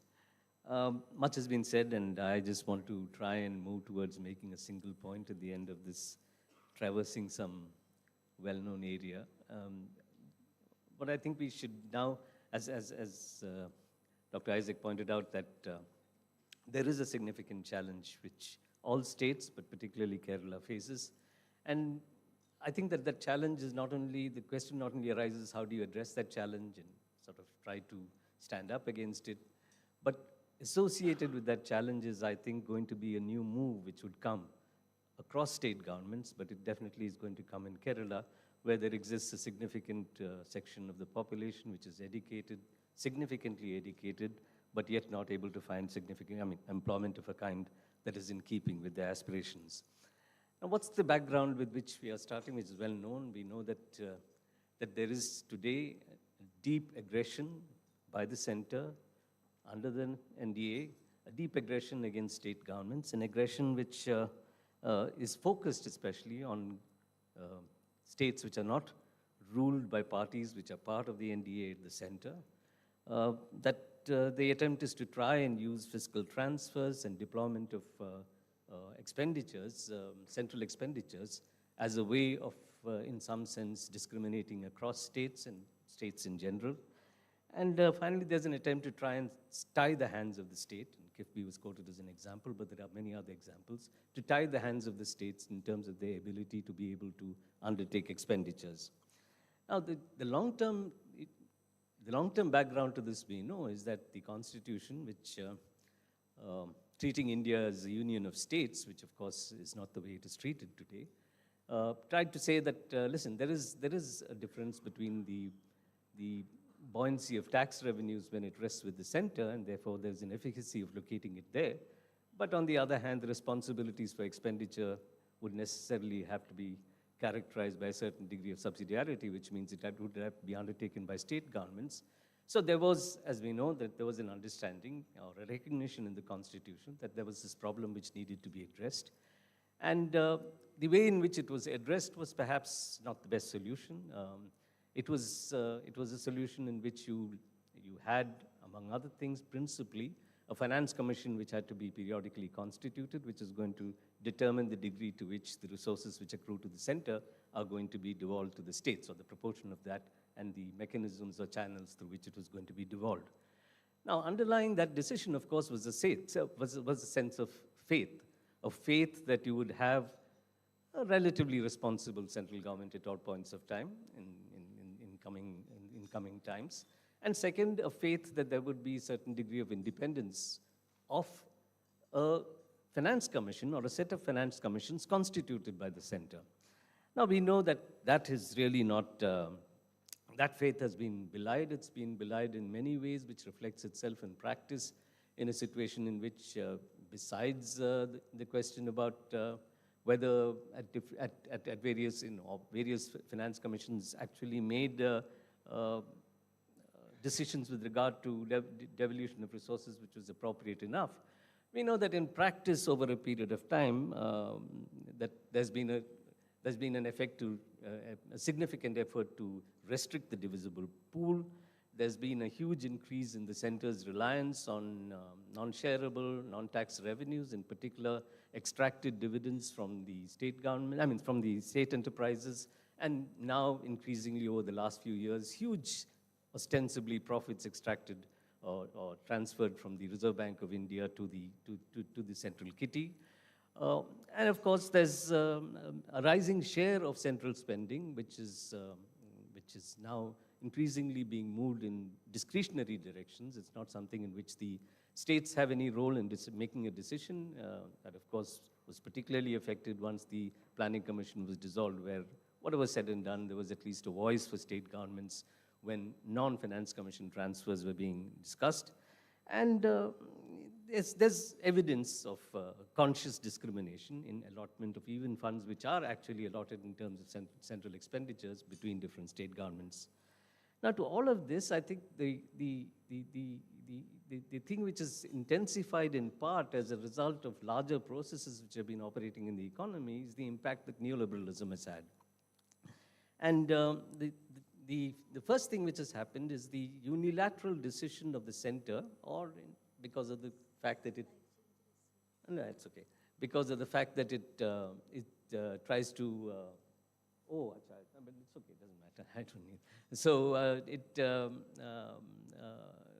there's this understanding that the center unilaterally, or through the influence it exerts, the majority it influence it exerts over the GST Council, that it has actually been able to reduce taxes, which means it actually reduces the share of resources which are generated, or let's say the share of the actual economic surplus, in the potential economic surplus which can be generated given the level of income and, more importantly, the degree of income inequality. The degree to which this is to be extracted has been has been determined in substantial measure by the center, and this is over a period of time resulted, particularly because of the fact that most direct tax revenues lie in the hands of the center in the way in which taxation powers are distributed. And we have seen that with the coming of neoliberalism, there have been efforts at different points of time to actually offer concessions to private investors, in particular to big business. This happened, when was it, in 2019, when huge tax concessions were being offered, ostensibly to deal with the recession, and there's an obvious problem with that. It's happened with the kind of decisions which have been taken in terms of rationalization of the GST. So you've had a tendency to say that sort of rationalization of taxes as well as the need to provide incentives to the private sector is over a period of time reduce the amount of resources which are being appropriated and therefore can be shared with the states to the extent that is being shared. Now, the third thing was, of course, that one impact of, or let's say two consequences of neoliberalism, or its spread in many ways, is first, of course, was that the states were sort of enticed into, persuaded, partly because of claims, including by some, Mr. Arun Subramaniam, who was in charge of the GST committee, which actually said that, listen, we are actually going to not have a revenue neutral GST, we are going to have a revenue positive GST. And of course, they were enticed also by the understanding that they would be given compensation so long as there's a shortfall from the 14%, which was mentioned by Isaac. And we know that that compensation is not being continued. We know that the GST is not at all generating what the revenues it should generate. But VAT and the GST actually are elements of taxation which came out of the IMF book in many countries ever since the dawn of neoliberalism. And that has had, I think, a significant adverse impact on the states. And the second thing is that the states were persuaded, or in fact forced partly by linking even transfers by the Finance Commission, to adopt a fiscally conservative approach in the sense that they were forced into, in some cases, of course, they decided to do it themselves, to actually implement versions of the Fiscal Responsibility and Budget Management Acts, which actually they themselves tied themselves relative to GSTP in terms of the amount of borrowing that they could undertake. So if you put this together, if you actually have a situation in which your ability to generate taxes are limited, you cede a part of those abilities to the center or the GST Council, which is controlled by the center, in the belief that you're actually going to get additional taxes, which doesn't realize they don't realize themselves. You have a situation in which you are not receiving adequate transfers because of the way in which the structure of revenues and expenditures at the central level is adjusted. You're deprived of what should have been flows which should come from the center, not through the Finance Commission, but otherwise as well. And finally, you are ending up with a situation where the overall pool of taxation is, while it's going down, you are not in a position to borrow significantly, and in some points of time that when you actually find ways of borrowing, like in the case of FIFB, that itself is undermined. So if you put all of this together, you're basically saying that neoliberalism, in some sense, pushed the states into a situation where they are bound to face a fiscal crisis of a sort. They're bound to face a fiscal crisis in terms of the pace at which they can expand their revenues. Now, the thing is that, this is not, and I think that's what you must realize, this is not just a question of a competition between the center and the states for resources, given the way in which the constitution makers, drafters decided to structure the whole process of devolution in a quasi-federal framework. This actually, in recent years, has become a method by which you weaponize fiscal power, or the concentration of fiscal power in the hands of the center, in order to achieve political aims. That is, in essence, what you're saying is that, listen, I do know that to the extent that there exists non-NDA oppositional political parties which rule individual state governments, and those state governments can get themselves legitimacy only if they are in a position to be able to make certain kinds of expenditures. And those expenditures increasingly, as was pointed out, fall substantially on the revenue side of the budget. What I need to do is to be able to shrink the ability of these entities to make these expenditures such that I can prevent them from legitimizing themselves. And to the extent that there are any central expenditures which are undertaken, it should be politically identified, clearly identified as a central delivery within the state's jurisdiction, named after the center, if necessary, named after the prime minister, such that you actually are using the control over fiscal powers to, in some sense, you weaponize the control of fiscal powers in order to achieve political ends. And, of course, if you look at the larger process I mentioned, to push the agenda of neoliberalism. Now, when you're faced with that, I mean, we know that, there are now new challenges which point to the intensification of this kind of weaponization, despite the fact that the recent Finance Commission report basically does suggest that, listen, there's much demand, that 41% devolution is not enough, despite the fact that it does recognize that there are difficulties at the state level in terms of resources. It says, no, but it justifies this. It justifies why you shouldn't have an increase in the 41%, because the center also has to undertake a whole host of expenditures. And it does not just do that. It actually, what it does is it suggests that, it not suggests, it recommends that actually, the revenue deficit grants should actually be removed. I mean, you don't give any more money of that kind. So the squeeze continues. Just a couple of days back, we have this whole new urban challenge program which has been announced, where there's going to be a provision of a certain amount of money, 25% of project costs for urban projects, so long as you go and spend 50%, which is going to be in terms of issue of municipal bonds, bringing the private sector in. That is, if you can attract 50% of private expenditure, then you get this 25%, and of course, the state will have to put in, I presume, the balance 25%. So it's actually not merely weaponizing it for political ends, but also to push, to a certain extent, the opening of space to large private players as part of a way of trying to overcome the fiscal crisis. Now, this time around, and that's what I end with, this time around, the states should not get enticed by this. It got enticed by going in for FRBMs of their own. It got enticed by actually saying we'll accept GST. If it gets enticed by the idea that you should attract private capital in order to be able to have investments, whatever it be in infrastructure and so on, you're going to be in a situation where the only way you can attract, of course, we know, as was mentioned by Professor Patnaik, you need to have money which will incentivize and, more importantly, de-risk private investment in areas in which it's not considered good enough in terms of profitability for the private sector, and the risk-return ratios, or combinations are not favorable. So you need to, in some sense, both incentivize and de-risk with what? With public finance, with public money. You also would have a situation where states would now compete with each other to attract, which means the amount which you'll have to give in order to incentivize and de-risk will increase. Now, if you have to take money out of an already constrained fiscal position in order to attract private capital in using these kinds of resources, where do you get that money from?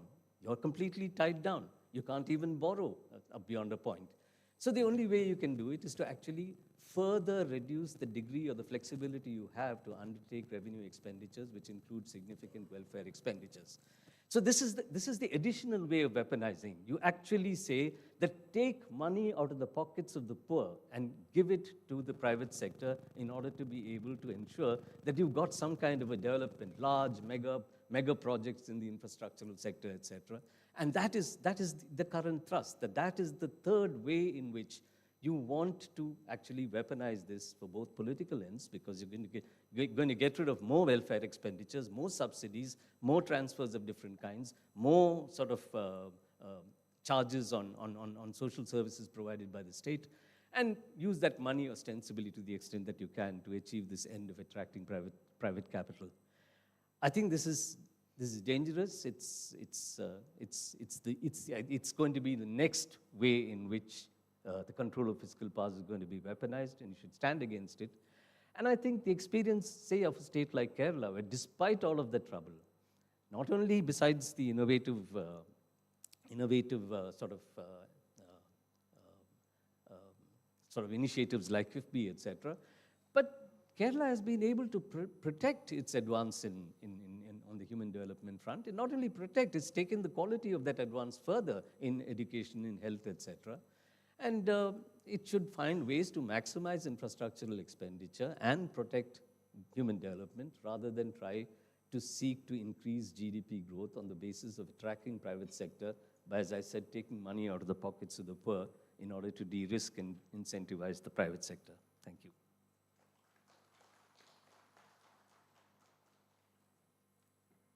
Thank you, sir, for the excellent suggestions. Now I invite Chairman Kerala Statistical Commission, Sri P.C. Mohanan, to address. And statistics is one of the key areas which even panchayat level GDP estimation, we are ready. I think probably only state which is ready to estimate that. In fact, it's very relevant for us. So I invite Sri Mohanan.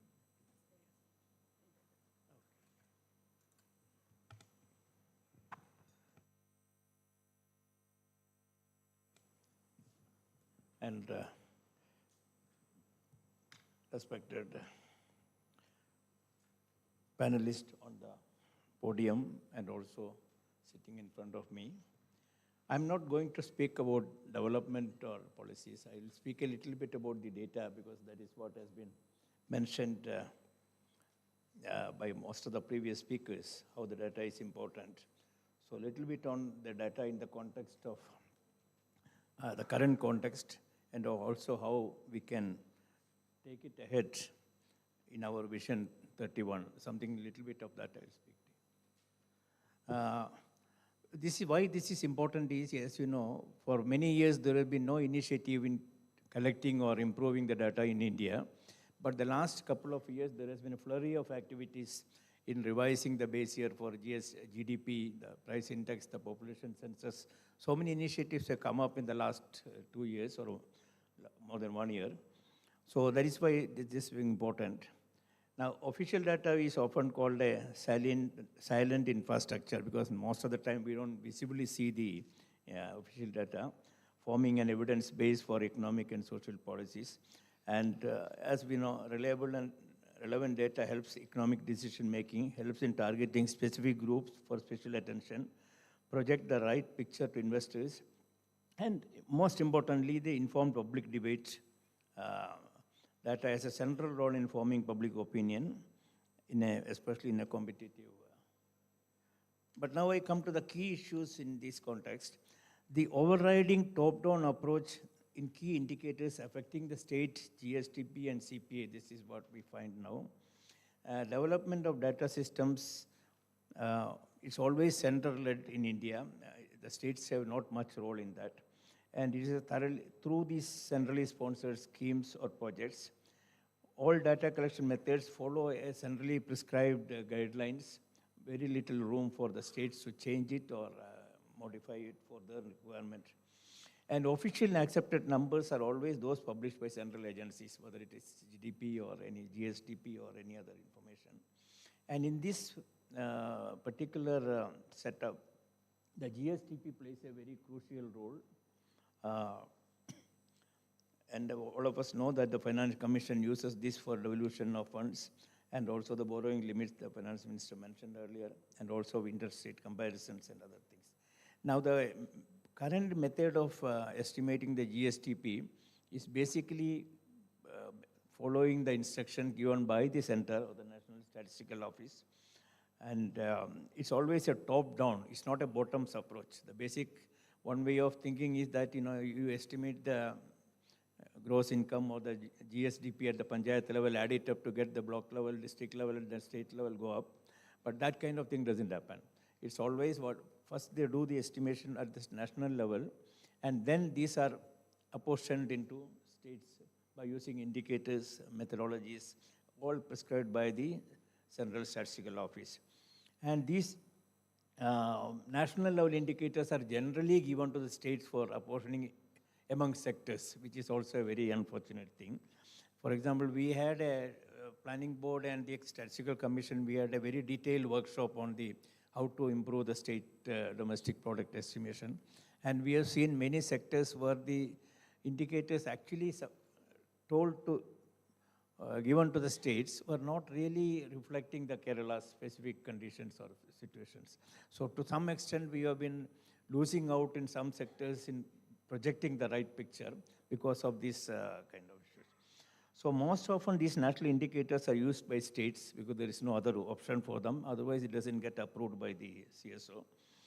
And the state-specific methodological studies or surveys are very rarely used in the GDP or GST estimation. And this is currently going on in the new revision also. And all of you must have seen the CPA revision. The Consumer Price Index has been just revised a few weeks back.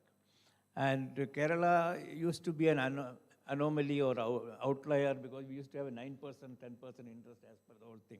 It was very clear at that time that if you look at the methodology, something was not right in the weighting diagram used for the earlier base year, 2012 base year. Because there were some anomalies in terms of expenditure on durable goods or gold and a few other items. And that somehow was giving a very incorrect picture, according to me, of about 9 or 10% inflation, but the national inflation rate was only 1%.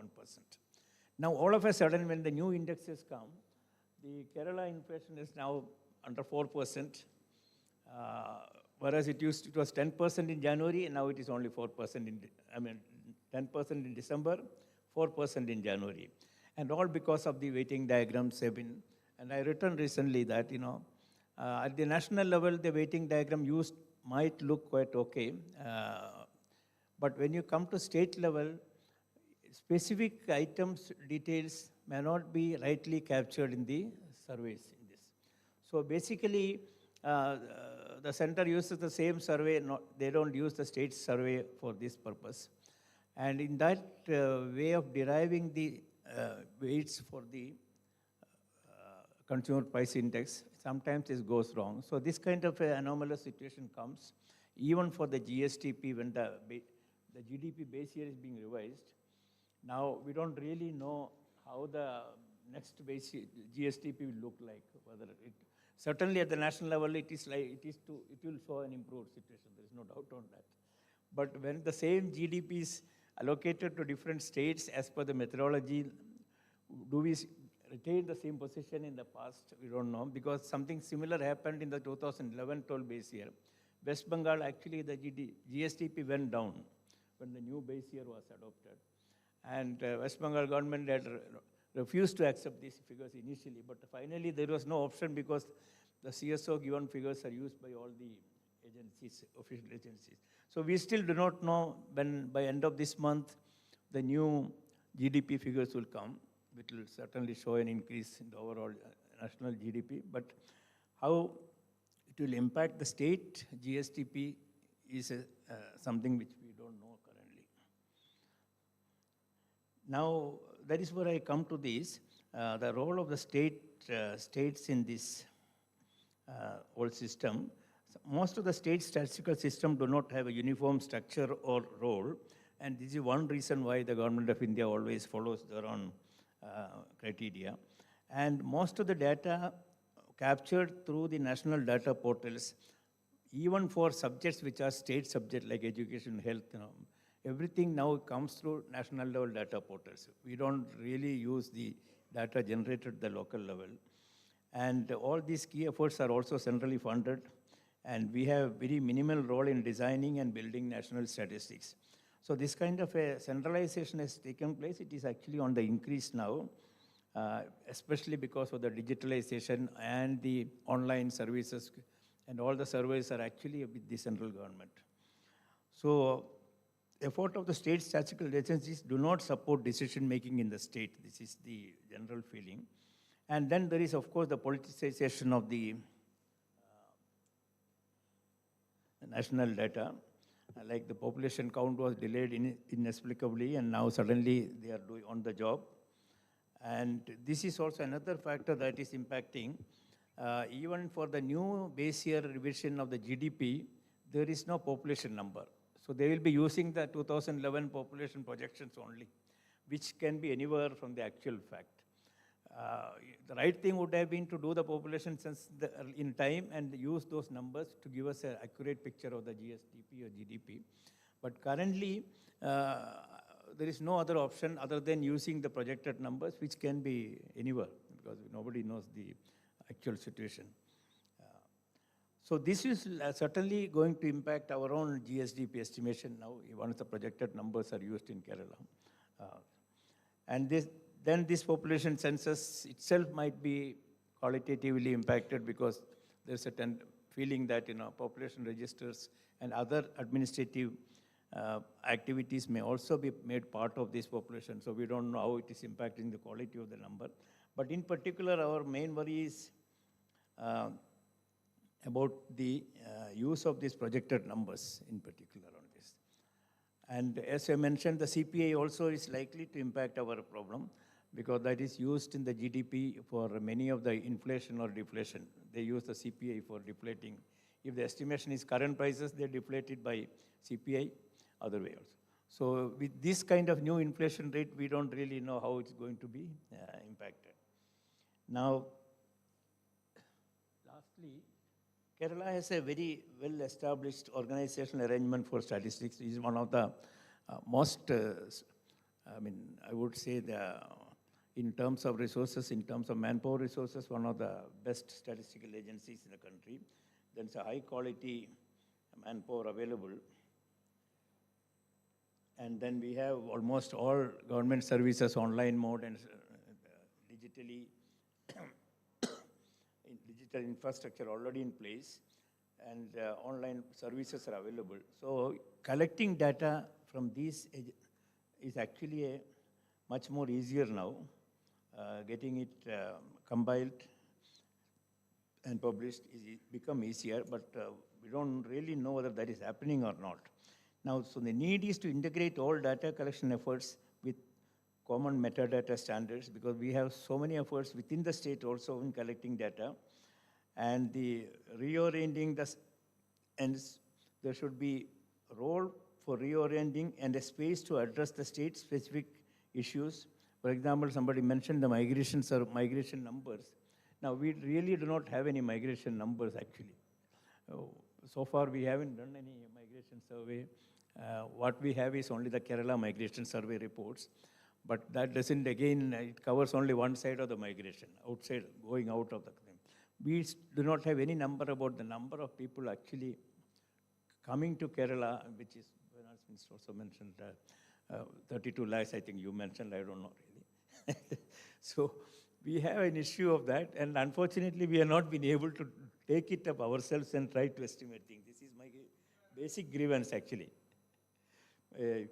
And we have a history of people's participation in gathering data. I don't think any other state has this kind of an enthusiasm or energy for collecting data like Kerala we have. I myself saw this Vivara Sanjayga project in Kannur district, where they collected such detailed ward-wise information and only published a general frequency booklets, not the cross-tabulations or anything like that. So huge amount of data was collected in that with people's participation. So this is something we have, but we have not been able to integrate that with the general system.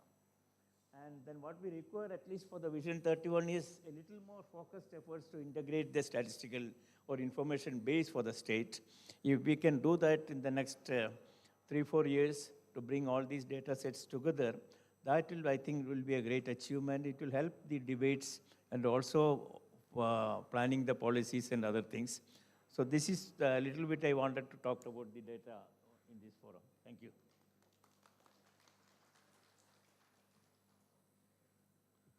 Thank you, Sri P.C. Mohanan.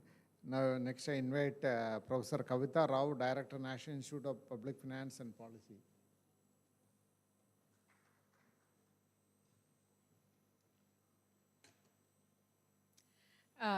Good afternoon, and thank you very much for giving me this opportunity. I will try and give a slightly different way of looking at things. The minister has flagged a lot of important issues, and so has the former minister. And what I'm trying to ask is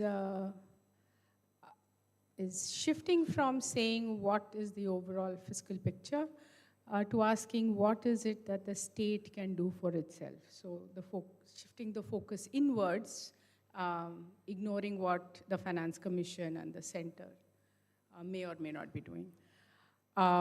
So, which way does it work? Yeah. So to understand what is it that normally when we are talking about development in India, we are talking about structural transformation of the economy. There are too many people working in agriculture. We want to shift them to non-agricultural sectors. We want more people to be engaged in wage employment, not in self-owned enterprises, unpaid labor.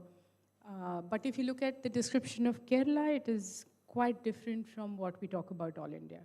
So the traditional thresholds don't apply. If you look at PLFS, the share of employment in agriculture is low. It is 20% as against a 40% for the country. If you look at share of regular wages or salaried employment, it is again high in Kerala. It's at 35% compared to 21% nationally. The share of helpers in people who are working as helpers in household enterprises is again significantly lower. It's 4% compared to a national average of 19%. So the issues, the challenges, the questions that Kerala is trying to address are a little different from what the nation is trying to contend with. The other elements in the description of the state that I'd like to put on for us to keep in mind when we think about what is in the next 5 years. One is an aging population. The median age for people in Kerala is 35 years as against 28 years nationally. It has been a star performer in terms of SDGs and HDI. There has been significant improvement in the ease of doing business. The last round of the BRAP evaluations, which the union government has been doing, has placed Kerala at the top of the list. So given this background, what is it that I would like to see as broad development goals for which the state could be working for? First and foremost, I would think is to generate sustained economic activity resulting in jobs and incomes in the state. Professor Isaac mentioned finding jobs which satisfy the aspirations of the middle class. What I'm basically trying to argue here is that sustainability of the economy and sustainability of the government depends on large additions to income generation in the economy. The second element to the development goals is to invest in R&D and creation of niche markets for products that the state produces.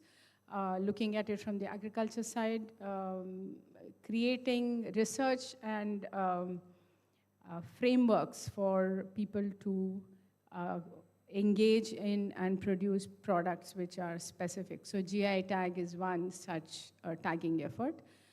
But there is also often cases the effort to create a knowledge base where products indigenously produced are presented as Kerala Ayurveda is one example, for instance, where you're presenting it as a solution for certain problems people face. So investing in R&D in a wide variety of ways, but specifically for creating niche products can be the second broad goal.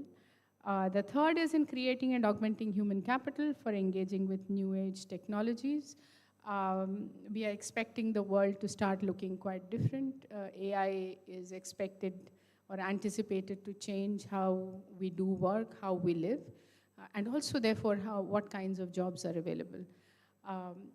Apart from AI, we are also seeing large technological progresses in biotechnology, and therefore we would like to be at the frontier of being able to utilize the opportunities that are arising and to contribute to the creation of these opportunities. If those were the broad goals, then what is it from the financing side? What is the role that we are seeing for government? To look at the resources side of the picture, on the own tax revenue side, as I mentioned, I don't want to talk about what the center gives as grants or revenues or share taxes, because the state has very little control over those elements. So if you're looking at what the state does have control over, its own non-tax revenues, own tax revenues, and for I guess a variety of reasons, the tax revenue to GSDP of Kerala has declined modestly over the years. 2022 post-COVID, it was 6.92%. It has dropped to 6.13% in 24-25, and the forecast in the budget is slightly below 3%. So 6%. So there is some moderation in how revenues are behaving, and that is perhaps one space that one could concentrate on to take things forward. What is the benchmark of assessing one's performance? One can look at other states. Chhattisgarh, Goa, Maharashtra, UP, and Telangana report ratios of greater than 7%.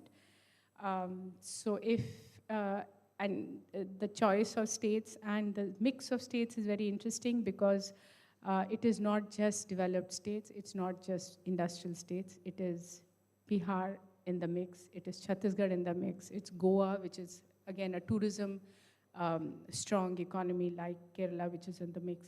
So there seems to be some space for the state to push itself a little bit on revenue raising. On non-tax revenue, everybody knows the story, but Kerala has been doing better than other states, especially the non-mineral rich states. The mineral rich states have a special source of revenue, but as was mentioned in some of the presentations before me, Kerala is entering into or proposing to enter into a mineral rich phase of expansion in economic activity through the rare earth minerals and its excavation. That again can potentially become one additional new source of revenue for the state. There has been a lot of talk on GST. I thought I'll just spend a minute about where a snapshot of comparative performance to understand how Kerala has performed vis-a-vis other states. 23-24 GST to GSDP, and what I should underline all of this conversation by is, in all of these conversations we work through GSDP. So if we have question marks on how GSDP is being measured, then yeah, all of the conversation goes for a toss. But taking GSDP as it is measured today as a benchmark, GST to GSDP for Kerala is 2.75%. There are a fair number of states, Bihar and Punjab included, which have more than 3.25%. So this is half a percentage point higher than where Kerala stands now.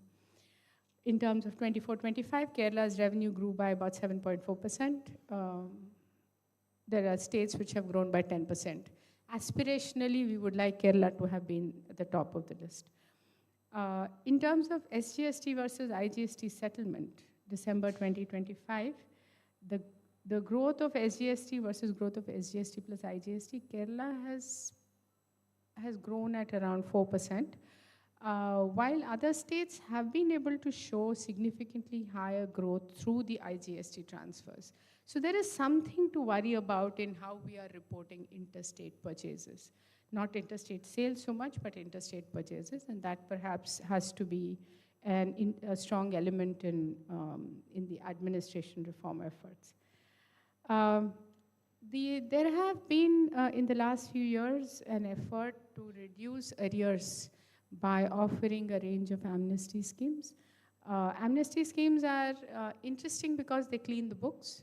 They keep old litigations out, and so it's a nice cleaning exercise. But they also have the unfortunate side effect of encouraging people to not pay taxes in the event of a write-off. So this has been historically a problem with agricultural sector loans. Wherever we have big write-offs, there is an incentive not to pay. So that is something that perhaps the state would like to keep in mind. That apart, transport taxes perhaps face another additional element of concern, because usually the amounts are small and the cost of compliance is large. So people choose not to pay the levy, choose to sit on it. The department also doesn't feel the need, or the cost of administering that levy is also high. Can we think of another way to do it, where the deductions can be on time? Fast Track provides you one such technical tool.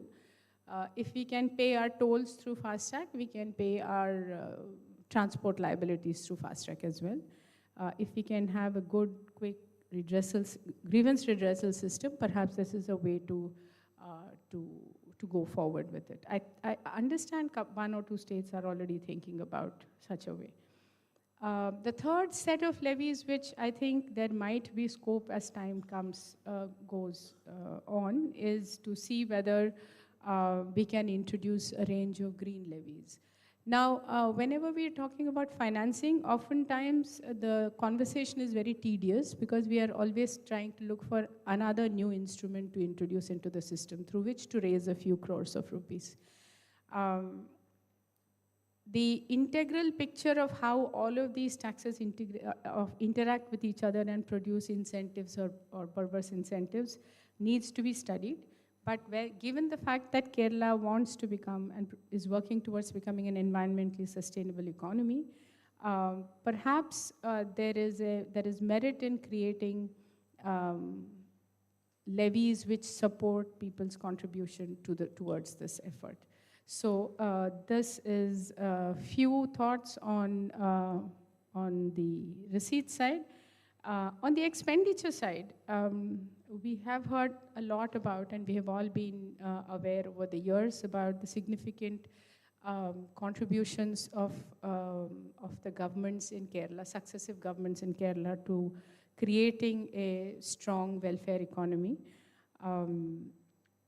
The trade-off that Professor Isaac spoke about wanting to create a strong ecosystem in terms of social welfare, and yet finding the resources to do infrastructure is at the center of the challenge that all governments face, and particularly Kerala faces. If we can look at expenditure priorities broadly classified into 3 categories, apart from basic public goods like law and order, supporting expansion in economic activity, which is infrastructure and other support services, augmenting human capital formation, which is education and health, and social welfare, then what I would like to suggest is when we are talking about states tend to be small open economies. So every expenditure you make does not all get internalized in the economy. It creates demand for products which are imported from other states. So there is a leakage in the multiplier. An economist would call it a multiplier. The multiplier doesn't play out in the economy, in one economy. So we would like to encourage, or we would like to undertake expenditures which create a long first impulse. And that long first impulse comes from being able to create infrastructure which will create employment and incomes in the economy, which are annual, whereas social welfare expenditure is one round in the economy and then it sort of peters out. So to maximize the local gains, the first category of expenditure, that is supporting expansion in economic activity, might be crucial, therefore, the critical question becomes how to find a balance between these 3 components of expenditure. Then coming to the conversation on debt. There have been many different ways of talking about sustainability of debt. The first, the DOMA rule, which has been mentioned a couple of times today as well, is important and critical. But it asks the question, will you be able to service your debt? Another question that you want to ask is how much of your resources does debt servicing preempt? And therefore, will you settle at a debt to GDP ratio, which is of a reasonable level. Why is debt to GDP ratio important? Assume your interest rate is 7%, which is the average rate Kerala faces at the moment.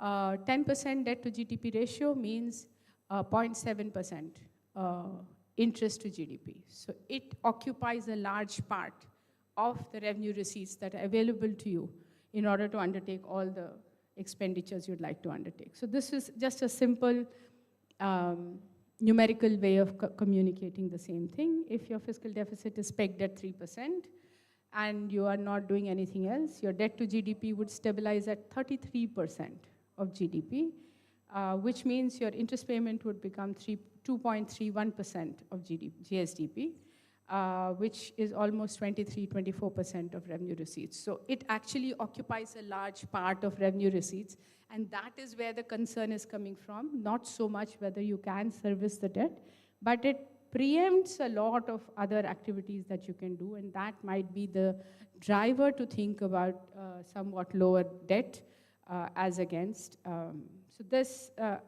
I'll just skip this slide. This is basically talking about Kerala's debt and interest payments. The blue line is the debt to GSDP.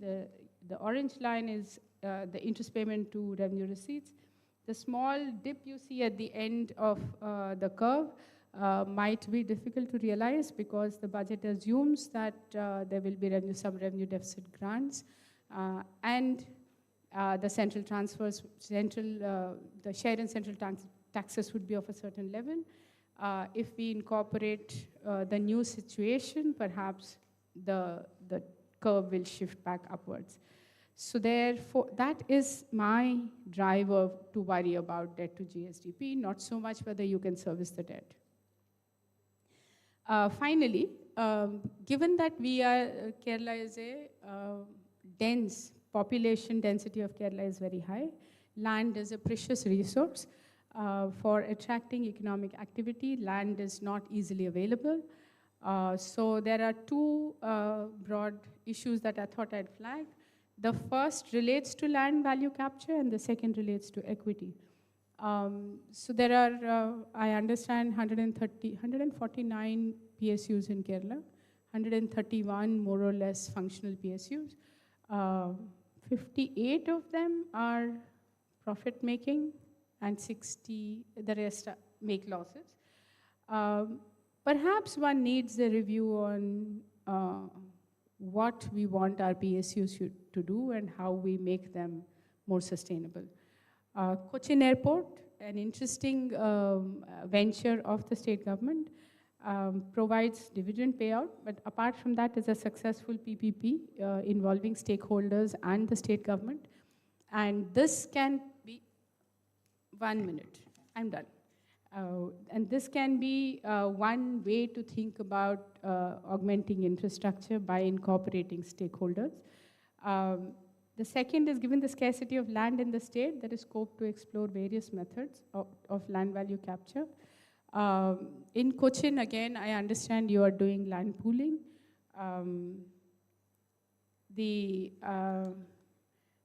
The land pooling or transferable development rights or additional FSI create economic opportunity out of ownership of land without pre-committing financial resources of the government.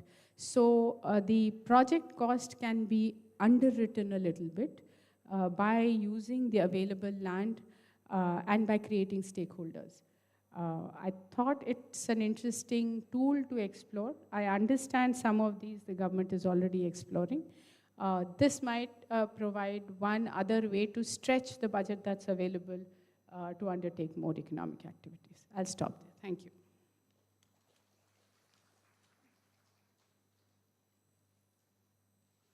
I invite gift director Joseph, so I think we can limit it 10 minutes each. Both of you.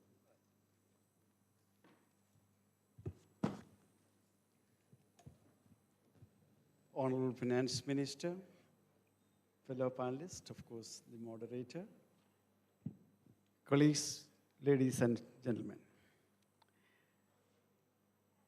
It's extremely difficult to say anything in 10 minutes. And particularly you are all tired. And also, public finance is something, a subject about numbers. And one of our fellow panelists, Sri P.C. Mohan, has said that no numbers you should believe. So I cannot talk anything. So what I should be talking, in fact, all what I wrote and brought has become irrelevant. Now what I could talk is afresh something. So today we are assembled here after a decade of Kerala's innovative initiatives towards building a knowledge-based economy and building the physical infrastructure for future development. And we are contemplating today from here, how to move from here and what is the ways of financing development. In essence, we can say that Kerala's development aircraft is on the runway. One possible way, how to take it off, or you can take it back to the taxi. What are you going to do about it? To my mind, consolidating in essence all what, there may be some repetition. I would like to see it something like, say, for example, there are both endogenous and exogenous factors to be considered. When you're talking about exogenous factors, what comes to my mind is the case of a particular subnational entity that is trying to take off. And being a subnational entity, we are operating in a particular fiscal federal framework, and that cannot be ignored. When you are talking about India's fiscal federal context, it is characterized by birth. There is a congenital inequality. By birth, there is inequality. The union has got more entitlement for revenue, whereas the expenditure responsibilities are more with the state governments. It was rightly said by the 15th Finance Commission, saying that while states in the country account for over 62% of the total expenditure, their revenue entitlement is limited to little over 37%. Now, finance ministers have no other way either to beg, that you cannot do. They can borrow or steal, where they can only do borrow. But unfortunately, when you are trying to think about their revenue options, we have a particular macro fiscal model which we are working with. And what is that particular macro fiscal model? That macro fiscal model is actually today very much governed by what is called FRBM, Fiscal Responsibility and Budget Management Act. You should know where it came from. It actually came from New Zealand. It was adopted in 1992 by the Maastricht Treaty when the European Union were getting organized. And it essentially says that you as countries, you should try to make your revenue deficit 0 and fiscal deficit maximum 3%. നമ്മുടെ വീട്ടിലെ കാര്യം എടുത്തു കഴിഞ്ഞാൽ തന്നാണ്ടിലെ ചെലവ് കൊണ്ട് തന്നാണ്ടിലെ വരവ് നടത്തിക്കോണം. ബാക്കി നിങ്ങൾക്കുള്ള മുടക്കുന്ന കടം മേടിക്കുന്ന കാര്യം നിങ്ങൾക്ക് ഇൻവെസ്റ്റ് ചെയ്യാനുള്ളതാണ്. അത് 3% പറ്റത്തുള്ളൂ. When you are talking about developed economies, they are already having a higher levels of income, per capita income. For them, stability is the problem. Our inflation വർദ്ധിക്കാൻ പാടില്ല, അങ്ങനെയുള്ള stability is the problem. But when you are talking about a developing economy, there for them it is not stability the main problem. Their main problem is growth. For them, stability is important, but growth is the main problem. What actually happened is that the analytical framework which was developed in the context of the developed economy is almost blindly adopted to a developing economy context. It is like sending a geriatrician to treat the pediatric department. So as far as you are concerned, developing countries are concerned, their priorities are different.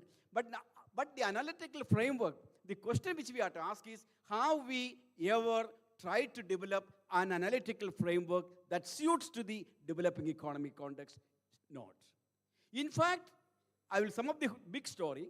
In fact, what a developing economy needs is not FRBM, but FRBU. The golden rule of public finance says that every money that you borrow should be invested in such a way that the rate of return from that is higher than the rate of interest that you have to pay. That means instead of FRBM, what we need is a budget. What money that you have borrowed, what you have done with it, that should be the ideal concern. But in fact, we are guided by different criteria. The problem is all the more problematic because we are trying to use these FRBM considerations to subnational entities. This is a framework developed for not only developed countries, it is developed in the context of sovereign entities. They have got complete control over the revenue, they have complete control over the expenditure, and all the more importantly, they have complete control over the benefits of the investment that they make. But when you are coming to a subnational entity, they have no control over their revenue. നമുക്കറിയാം GST2 വന്നു, കേരളത്തിന് 8 കോടി രൂപ സ്വാഹ. ഇതാ വരുന്നു MNREGA VBG റാംജിയായി 2000 കോടി രൂപ കേരളത്തിൽ അധിക ചെലവ്. അപ്പോൾ ഇങ്ങനെയുള്ള സാഹചര്യത്തിൽ when you are trying to emulate the framework developed for a sovereign entity, you cannot replicate the same thing to a subnational entity. All the more importantly, when we are talking about a subnational entity, whatever expenditure that they incur, they can't take the full benefit out of it. നമുക്കറിയാം committed expenditure ആണ്. 59%, 60% commit. College മാഷന്മാർക്ക് അധ്യാപകർക്ക് ശമ്പളം കൊടുക്കുന്നു, interest കൊടുക്കുന്നു. Committed expenditure. Committed to whom? When we are investing in human capital, that capital is mobile. ആ capital മറ്റ് സംസ്ഥാനങ്ങളിലേക്ക് പോകുന്നു, അല്ലെങ്കിൽ മറ്റ് രാജ്യങ്ങളിലേക്ക് പോകുന്നു. അതുകൊണ്ട് ഇന്ത്യയുടെ 2.7% ജനങ്ങൾ ഇന്ത്യയുടെ 23% റെമിറ്റൻസ് കൊണ്ടുവരുന്നു. ആരാണ് ബെനിഫിറ്റ് ചെയ്യുക? The country benefits. But unfortunately, we don't have any provision in the fiscal federal context to compensate a country for its contribution to the national economy. Of course, I'm happy to note that in the current Finance Commission, they have actually made a kind of attempt to not to penalize the performer. They have given 10% weight for what is called the GDP growth, GDP size. But then the problem here is that the current Finance Commission, because of the GDP weight, the methodology, I'm not getting into that, our share has increased. It was steadily declined, as the finance minister rightly said. It declined from something like 3.8% to 1.9% 15 Finance Commission. This year it has increased from 1.92% to 3.4%. As a result of that, our total entitlement out of the 15.2 lakh crore distributed, നമ്മുടെ മൊത്തം divisible pool എന്ന് പറയുന്നത് 15.2 ലക്ഷം കോടി രൂപയാണ്. അതിൻ്റെ 3 what is called 3. Share ഇപ്പോൾ എത്രയാണെന്ന് പറഞ്ഞ് 2.5. That's right. അതിൻ്റെ ഫലമായിട്ട് നമ്മുടെ share will be increasing to something like 35,000. 35,000 കോടിയായിട്ട് നമ്മുടെ ഷെയർ ഉണ്ടാകും. പക്ഷേ ഈ 35,000 കോടി രൂപ നമുക്ക് ലഭിക്കുമ്പോൾ നമ്മുടെ ബജറ്റിനകത്ത് നമ്മൾ കണക്കാക്കിയേക്കുന്നത് നമുക്ക് ഏതാണ്ട് 40,000 കോടി രൂപ ടാക്സ് റെവല്യൂഷനിൽ ലഭിക്കുമെന്നാണ്. അവിടെ ഒരു കുറവ് എത്രയാണ്? 6,000 കോടിയുടെ കുറവ് വരുന്നു. നമുക്ക് നമ്മുടെ finance commission is above the constitution. They think that according to Article 275, a country, a subnational entity is eligible for revenue deficit grant. In some wisdom which they have, they decided no revenue deficit grant. ഈ വർഷം നമ്മൾ പ്രതീക്ഷിച്ചേക്കുന്നത് ഏതാണ്ട് 26,000 കോടി രൂപയാണ്. നമുക്ക് maximum കിട്ടാൻ പോകുന്നത്, അതായത് LSG ഗ്രാൻറ്റിന് വേണ്ടിയിട്ടും അതുപോലെ തന്നെ ഡിസാസ്റ്റർ മാനേജ്മെൻറ്റിന് വേണ്ടി നമുക്ക് ലഭിക്കാൻ പോകുന്നത് മാക്സിമം ഒരു 10,000 കോടി കിട്ടിയാലേ അവിടെയും കിടക്കുന്ന ഒരു 16,000 കോടിയുടെ കുറവ്. അങ്ങനെ മൊത്തം വരുമ്പോൾ ഒരു 20,000 കോടി രൂപയുടെ കുറവ് ഈ പുതിയ ഫൈനാൻസ് കമ്മീഷൻ്റെ ദൃഷ്ടിയിൽ ഉണ്ടായിട്ടുണ്ട്. ഈ ഒരു സാഹചര്യത്തിലാണ് ഒരു സബ്നാഷണൽ എൻറ്റിറ്റിയുടെ ഓപ്പറേഷൻ നടക്കുന്നത്. എന്താണ് നമുക്ക് ചെയ്യേണ്ടത്? അടിയന്തരമായിട്ട് ചെയ്യേണ്ട കാര്യമെന്ന് പറഞ്ഞാൽ, we need to ask academia, I mean it has got a political dimension and an academic dimension. We need to ensure that what India follows is a developing country oriented public finance. We should not be emulating the models which are developed elsewhere, and we need to do hard work for that. We need to engage with the union for that.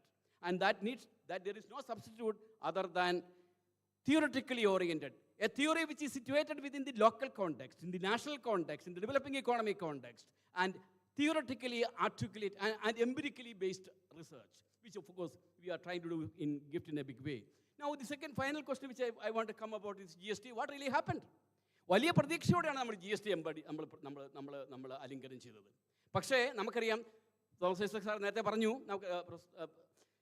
നമുക്കിവിടെ SGSTയിൽ നിന്ന് 1 രൂപ ലഭിക്കുമ്പോൾ നമ്മുടെ കടകളിലെല്ലാം പോയി നോക്കൂ, ഒരൊറ്റ കട പോലും കാണത്തില്ല കേരളത്തിൽ ഉൽപ്പാദിപ്പിച്ച് കേരളത്തിൽ വിൽക്കുന്ന മൊത്ത ഉൽപ്പന്നങ്ങൾ ഏതെങ്കിലും ഒരു കടയുടെ 5% സെൽഫ് സ്പേസ് എങ്കിലും ഉള്ള കടയുണ്ടോ? ഇല്ല. എന്നിട്ടും ഒരു രൂപ നമുക്ക് SGST ആയിട്ട് കിട്ടുമ്പോൾ നമുക്ക് IGST ആയിട്ട് ഏറ്റവും കുറഞ്ഞ 3 രൂപ 4 രൂപയിലും കിട്ടേണ്ട അടുത്ത് കിട്ടുന്നത് 1 രൂപ 2 പൈസ മാത്രമാണ്. എന്തുകൊണ്ടാണ്? നമ്മുടെ ACS നേരത്തെ തന്നെ പറഞ്ഞു, we don't have access to database. We are living in a world wherein high frequency database is generated, but for reasons which is unknown. അവിടെ കള്ളത്തിന് വലിയ എന്തുകൊണ്ട് ഡേറ്റ തുറന്ന് ജനങ്ങൾക്ക് കൊടുക്കുന്നില്ല? നമുക്ക് ആകെപ്പാടെ GST പറ്റി ഗവേഷണം ചെയ്യാവുന്നത് ഇപ്പോൾ നമ്മുടെ പ്രൊഫസർ കവിതറാവു കാണിച്ച പോലെ അവർ തരുന്ന ഡേറ്റ വെച്ച് നമുക്ക് 2% നമുക്കൊരു ഗ്രോത്ത് റേറ്റ് ഒക്കെ എസ്റ്റിമേറ്റ് ചെയ്യാമെന്നല്ലാതെ കണ്ട് പൂനെയിൽ നിന്ന് ഒരു ട്രക്കിൽ ഇപ്പോൾ in my campus Kajaria but one particular company's tile is being used. ഒരു ട്രക്കിൽ വരുന്ന ടൈലിൻ്റെ 50,000 സ്ക്വയർ ഫീറ്റിനുള്ള ടൈൽ വരുമ്പോൾ അത് 50,000 കോടിയും ബില്ല് ചെയ്തിട്ടുണ്ട് എന്ന് 50,000 സ്ക്വയർ ഫീറ്റിൻ്റെയും ബില്ല് ചെയ്തിട്ടുണ്ടെന്ന് എൻഷുർ ചെയ്യാവുന്ന യാതൊരു സിസ്റ്റമില്ല.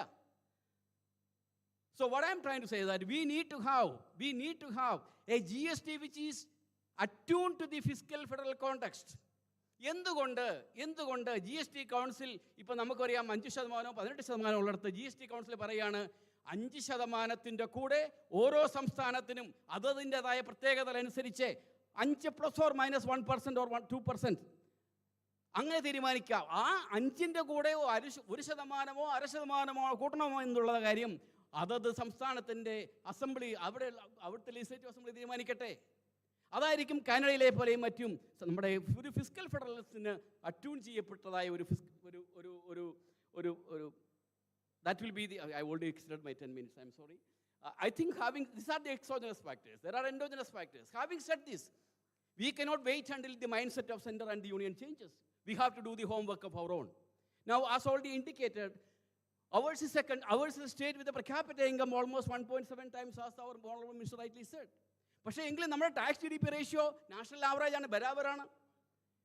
And there are numerous ways in which we should be able to raise that.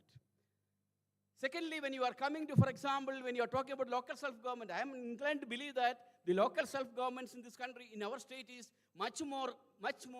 having much more fiscal freedom than the state government. And are they really exploiting the potential that they have? In fact, a study which we have done in GIFT recently shown that in respect to many different aspects, the local self-government could be able to mobilize more. And when it comes to, for example, our study in GIFT during the COVID-19 shown that കോവിഡിൻ്റെ കാലത്ത് 1,04,000 കോടി രൂപയാണ് നമ്മുടെ cooperative sector കേരളത്തിലെ വീടുകളിലേക്ക് കൊടുത്തത്. കേരളത്തിലെ മൊത്തം കടത്തിനും 1/3% കോപ്പറേറ്റീവ് സെക്ടറിൽ നിന്നാണ്. കോവിഡിൻ്റെ സമയത്ത് നമ്മുടെ ഷെഡ്യൂൾഡ് കൊമേഴ്ഷ്യൽ ബാങ്ക്സ് പിൻവാങ്ങിയപ്പോൾ ജനങ്ങളെ നിലനിർത്തിയത് കോപ്പറേറ്റീവ് സെക്ടറാണ്. എന്തുകൊണ്ട് ആ ഒരു പൊട്ടൻഷ്യൽ നമുക്ക് ഉപയോഗിച്ചുകൂടാ?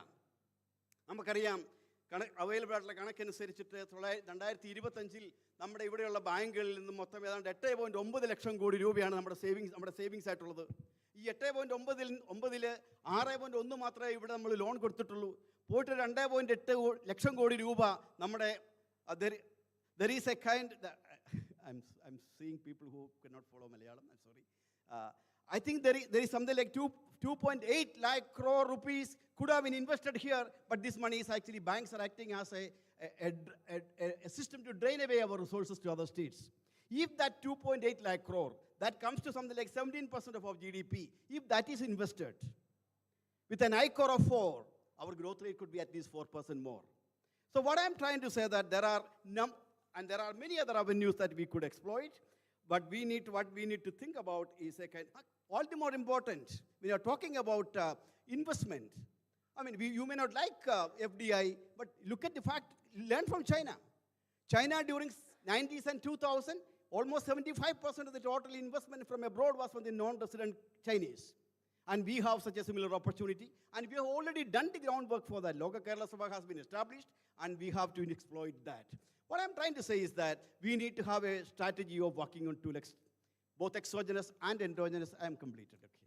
And in this context, what I am trying to say is that we have to fight with analytically and politically. We have to work we have to engage with the union. At the same time, there are a number of opportunities within the state that we should try to explore, because we cannot afford to wait until the mindset of this union changes. If you wait like that, no young generation will be left behind in this state. They will be in other part of the country. Thank you very much.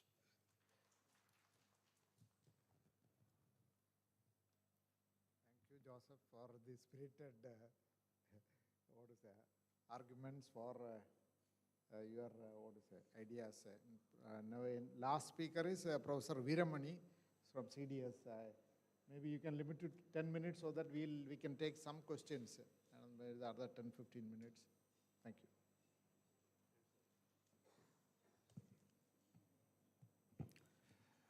Okay. Good evening. So, given the fiscal crunch that the state is facing, in my presentation, what I am trying to do is to try to discuss how Kerala can strategically use public investment so that it can attract much more private investment, so that employment can be created within the state, and without forcing the state government to reduce its welfare expenditure. So, is there a way out so that employment can be created within the state and welfare expenditure need not be reduced by the state government, and are there ways? So, what I am trying to say here is that there is a catalytic public investment that government can do, not necessarily only the state government, but at the local level, particularly urban local bodies, through export-led inclusive growth in Kerala as a way out. So what are the opportunities for this type of a growth model? So Kerala has a highly skilled workforce ready for global markets. There is an opportunity in care economy. Kerala's trained workforce can serve global aging markets, particularly in advanced countries. And then we have the Vizhinjam seaport, which gives that advantage. So the imperative is in infrastructure investment, particularly with respect to connectivity, power, urban infrastructure. So the constraint is not lack of ideas, but lack of fiscal space. Now, are there any ways in which these can be financed, but at the same time without reducing welfare expenditure? So the export-led opportunity, Kerala has always been globally connected, from ancient spice trade to modern remittance, and Kerala's major growth drivers, including migration, tourism, IT, plantation, marine products. All these are linked to external market, and this has been historically the case.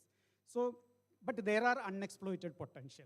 Can we, the next phase, can it be leveraged, this particular advantage for systematic export-led growth? There are obvious advantages. One is the strategic location of Kerala, which is positioned on Asia-Europe maritime corridor. Vizhinjam port is a big advantage.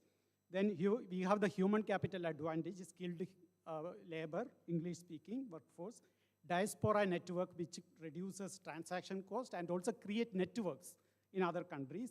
Then we have the foundation to build on, literacy, governance capacity, social capital. And we have the livable cities, which can attract talent and also investment. Now, what are the 5 strategic growth pathways so that these can be exploited? One is obviously port-led development, where logistic, manufacturing, agro-processing, all these, through participation in global value chain is one possibility. The other one is the knowledge-based economy, global capability centers, information technology, AI, EdTech, and also high-tech manufacturing. Then cities as growth hubs. Livable cities attract talent. They also attract firms. Agglomeration economies happens. High wages are provided by firms located in cities. Care economy and medical tourism. Elder care, nursing, medical tourism, Ayurveda. Then responsible tourism. Now, what is the financing framework for this to be achieved? So the way forward, as we know that there is a limited fiscal space for the state government, the way forward is to use targeted public capital to create large private multiplier. So what the state should do, the government should de-risk private investment in growth sectors, coordinate infrastructure and ecosystem development, unlock profitable sectors through catalytic investment, and address market failures. And private capital will come in to scale up investments in profit-making opportunities, create employment and linkages, drive innovation and productivity, and sustainable revenue streams.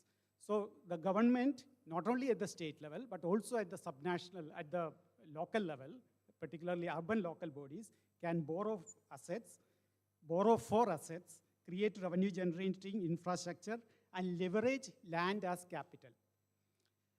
Now, when it comes to how do you finance this, there are basically three key mechanisms. One is the land leasing model. So lease land but don't sell, so that there is a long-term revenue stream for the government. Government retains the asset and ownership on the land, but revenue generation happens. Second is special private purpose vehicles and PPP models. Then municipal bonds and pooled funds for the urban local bodies.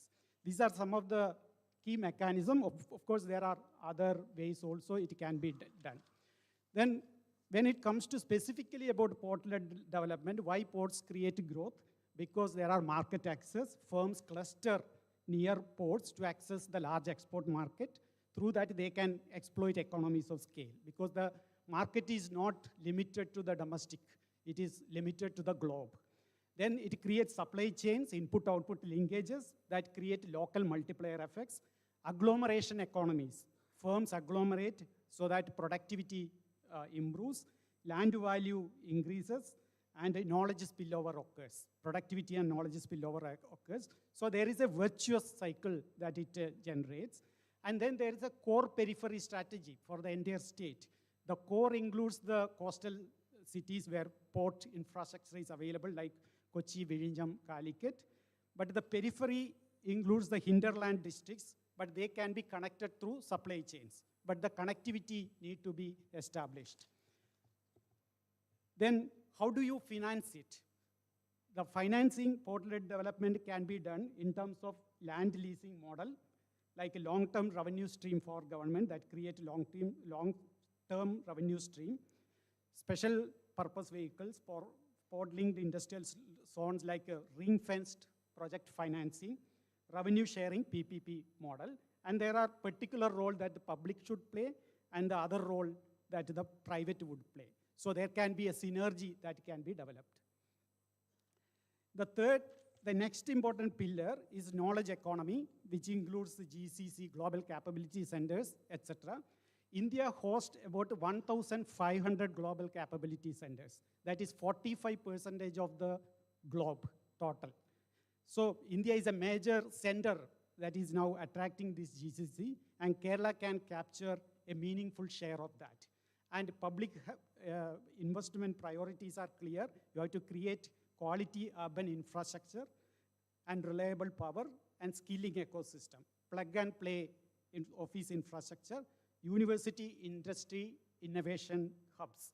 So when all these are created, then the firms come and they generate profit within the state and jobs here for high-skilled labor. Then the financing mechanism include public-funded IT parks on lease model. So capital cost can be recovered through rentals. Then venture co-investments funds, so state plus private venture capital for startups. Then university industry innovation hubs, like for example, shared R&D infrastructure. So cities as growth hubs. Cities drive 65 to 75% of GDP, but they account for only 35% of population. How is that possible? That is possible because productivity in city is very high. So they create better jobs, they attract more productive firms, and that is why this happens. So livable cities attract talent and firms. So there again, there is a clearly defined public role. We have to create waste, drainage, and flood management system, transit corridors, park, walkability, quality public spaces. That will attract investment and value capture by the private sector. So financing model is land value capture, municipal bonds, because this has to be essentially financed and done by local bodies, urban local bodies. So municipal bonds and pooled urban infrastructure funds. Now, are there any models that we can learn from global success cases? In India, we have the Tamil Nadu Urban Development Fund. And the distinctive feature of that TNUDF is 100% loan recovery. And the key lesson that can be drawn from that model is that subnational credit discipline is feasible. And there are other models from other countries. In Netherlands, there is a model which shows, and the lesson that can be drawn from that is municipal co-ownership with the market borrowing lowers cost. South Africa has a model where it shows that finance must be paired with the project preparation and capacity support. These are the lessons that can be drawn from different models. Philippines, it is a revolving municipal fund, which shows that start with the public revolving fund to build credit discipline and then graduate municipalities toward market borrowing. There is also a model from Indonesia and elsewhere. So we have to learn the lessons from all these models and see what can be adopted in the context of Kerala. So local governments and economic development. So global experience shows that empowered cities attract firms, and that it can be seen particularly in the context of Chinese experience. In China, jurisdictional competition between provinces drove rapid industrialization. So their incentives are aligned. Local officials' promotions are directly linked to economic performance of the provinces. So an example, a very interesting example is that a Chinese municipal government backed a private automaker's acquisition of Volvo that we can't think about in India. So the municipal corporation is so rich that they had money to lend to a private company who acquired Volvo. And local governments in China control for 60% of public expenditure. And in Kerala and in India, it is less than 10%. So the Indian context is that urban local bodies lack a clear mandate or resources for economic development, and focus remains on service delivery and implementation of schemes, not enterprise promotion. So the way forward is to empower urban local bodies to champion entrepreneurship, SMEs, and local innovation. Greater autonomy needs to be given to urban local bodies in taxation, regulation, and incentives. So reward efficiency, innovation, and performance-based outcomes of local urban bodies. So by doing that way, the state government need not spend its, reduce its expenditure, revenue expenditure, put this responsibility to urban local bodies, because we have to create our cities livable, and it has to attract big firms to exploit these opportunities. So why Kerala can lead this transformation? Because we already have a strong foundation. The decentralization is already embedded in governance structure. There is social capital, high literacy, civic engagement. There is political will. The Vision 2031 shows that political will. And there are global networks like diaspora and market connections internationally. And timing is right because our port, Vizhinjam port, is operational. Global capability centers expansion wave is now going on. And India is a major hub for these GCCs. Then global care economic growth. Advanced countries are aging. So there is a big opportunity, and that Kerala can utilize.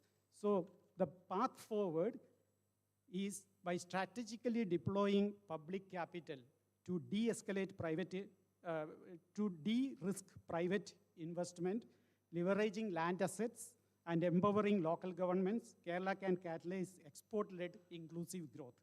So the Vision 2031 should be to make Kerala a model for sustainable development finance. So thank you so much.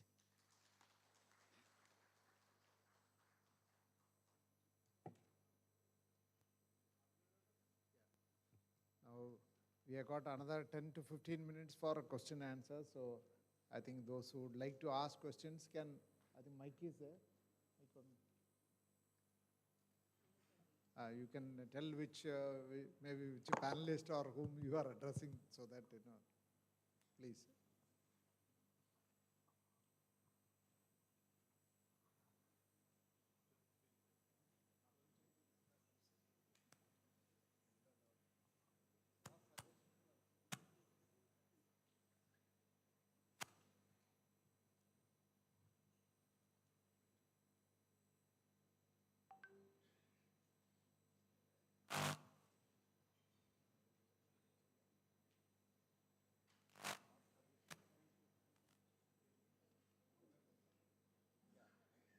Yeah.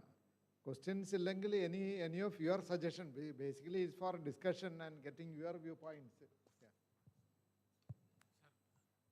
Can I give a point, sir? Now, in this year budget, Government of Kerala has announced implementation of regional rapid transit system. So this one, actually, this is an excellent plan, which we should really focus on, because it will help in regional development as well as guided development of our urban centers.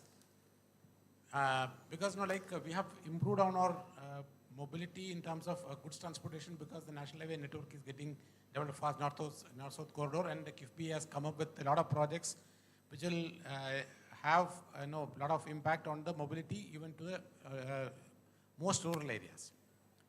Now, focus should be on moving people, how fast we can move people, so that the migration to urban centers or the major urban cities can be controlled. And the government is now focusing on work near home project also. With all these things, the faster movement from the major cities to the local or other urban local bodies like the municipalities and in between centers, that can augment the development of Kerala very fast. So the focus for development, one of the focus for the development should be how fast we can implement this RRTS system.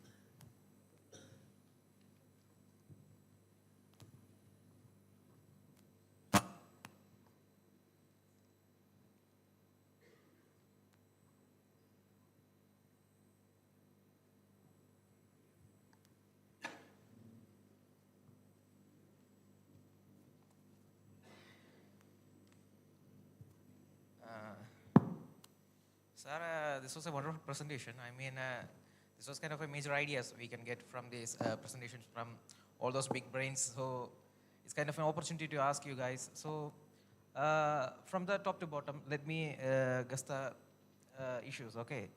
So first of all, I would like to discuss Sir Prabhat Patnaik's ideas. So it's kind of like that, sir. Sir introduced the ideas to major in reforms, okay? So Sir was trying to convey the evolution in the reform. Okay, that was a major point I would like to convey. Then, so there's a suggestion from me. So it's so should we I would like to convey the idea of focused growth. I mean, when we have a budget plan, so we could always, rather than constituting all to the Kerala, so, we could always prioritize a state, a district kind of growth. Well, if you have a budget of 1,000 crore, we could always, the allocation can be prioritized to a single district for a certain period. Then we could also, likewise, we could gain a prospective multiplier effect. That's the kind of idea for me. Then, there's an idea of new economic growth, development model, the new Kerala model. So should we convey it in a means? Then, sir, by the context, I would like to discuss a simple thing. Power, leadership, rule, and freedom. So in here, how to balance or equalize the means of freedom we can get from the implementations and the, like I said, the weaponizing of the fiscal policy. So it's kind of issue I would like to ask. Thank you.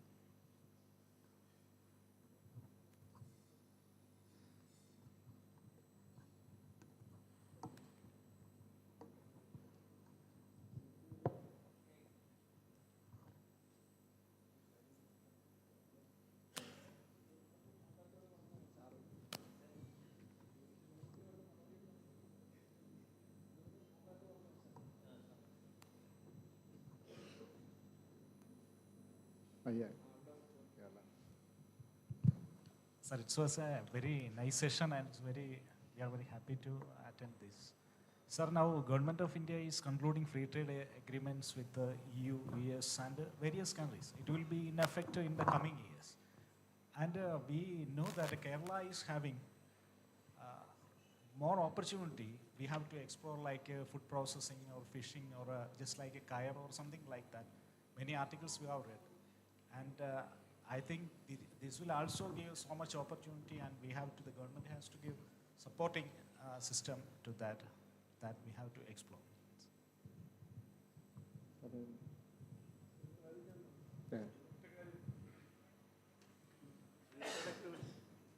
See, generally, our finance secretary will say, because moderator conclude about free trade agreement, which is the perception or whatever the campaign which is coming about the possibility of progress may not be correct. Because if you are allowing agricultural products to be imported or any other product to be imported, what happened at the time of this GATT? What happened to rubber and other industries, we know?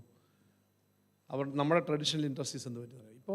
Take example, if we are allowing milk products to be imported, internationally, if Australia is allowed to import to India or any European country, your milk prices will be around 30 rupees per liter. In Kerala, around 10 lakh families are totally, 10 lakh families milk. 54 to 60 rupees is the milk in the price. If milk is coming at a rate of 30 rupees or 35 rupees per liter, not only in Kerala, from Gujarat, Tamil Nadu, or any other state, milk India laga kodi kanakkinu aalukal jeevikkunnu. We cannot compete with the way they are doing that. So the free trade agreement, which is even it is from Europe or from America or any other countries, it will be affecting us in a very big way. Adu yadhoru samshayam venda. Ee free trade agreement, especially ee saanangal. വാഹനങ്ങൾക്ക് തന്നെ Harley ഡേവിഡ്സന് വന്നാൽ എൻഫീൽഡിനെ പോലും ബാധിക്കും. കാരണം it is coming വിത്ത് ഒരു 70-80% ഡിസ്കൗണ്ടിലാണ് ഇപ്പോൾ വരാൻ പോകുന്നത് ഇന്ത്യയിലേക്ക്. സോ ഫ്രീ ട്രേഡ് എഗ്രിമെൻറ്റ് ശരിയാണെന്ന് തോന്നുന്നു ഞാൻ പറഞ്ഞത്. സോ ഫ്രീ ട്രേഡ് എഗ്രിമെൻറ്റ് എത്ര ഓപ്പർച്യൂണിറ്റി നമ്മൾ ഉപയോഗിച്ചാലും ഇപ്പോഴത്തെ സ്ഥിതിയിൽ നമുക്കത് ഗുണം ചെയ്യില്ല എന്നാണ് തോന്നുന്നത് നമ്മുടെ എക്സ്പീരിയൻസ് വെച്ച്.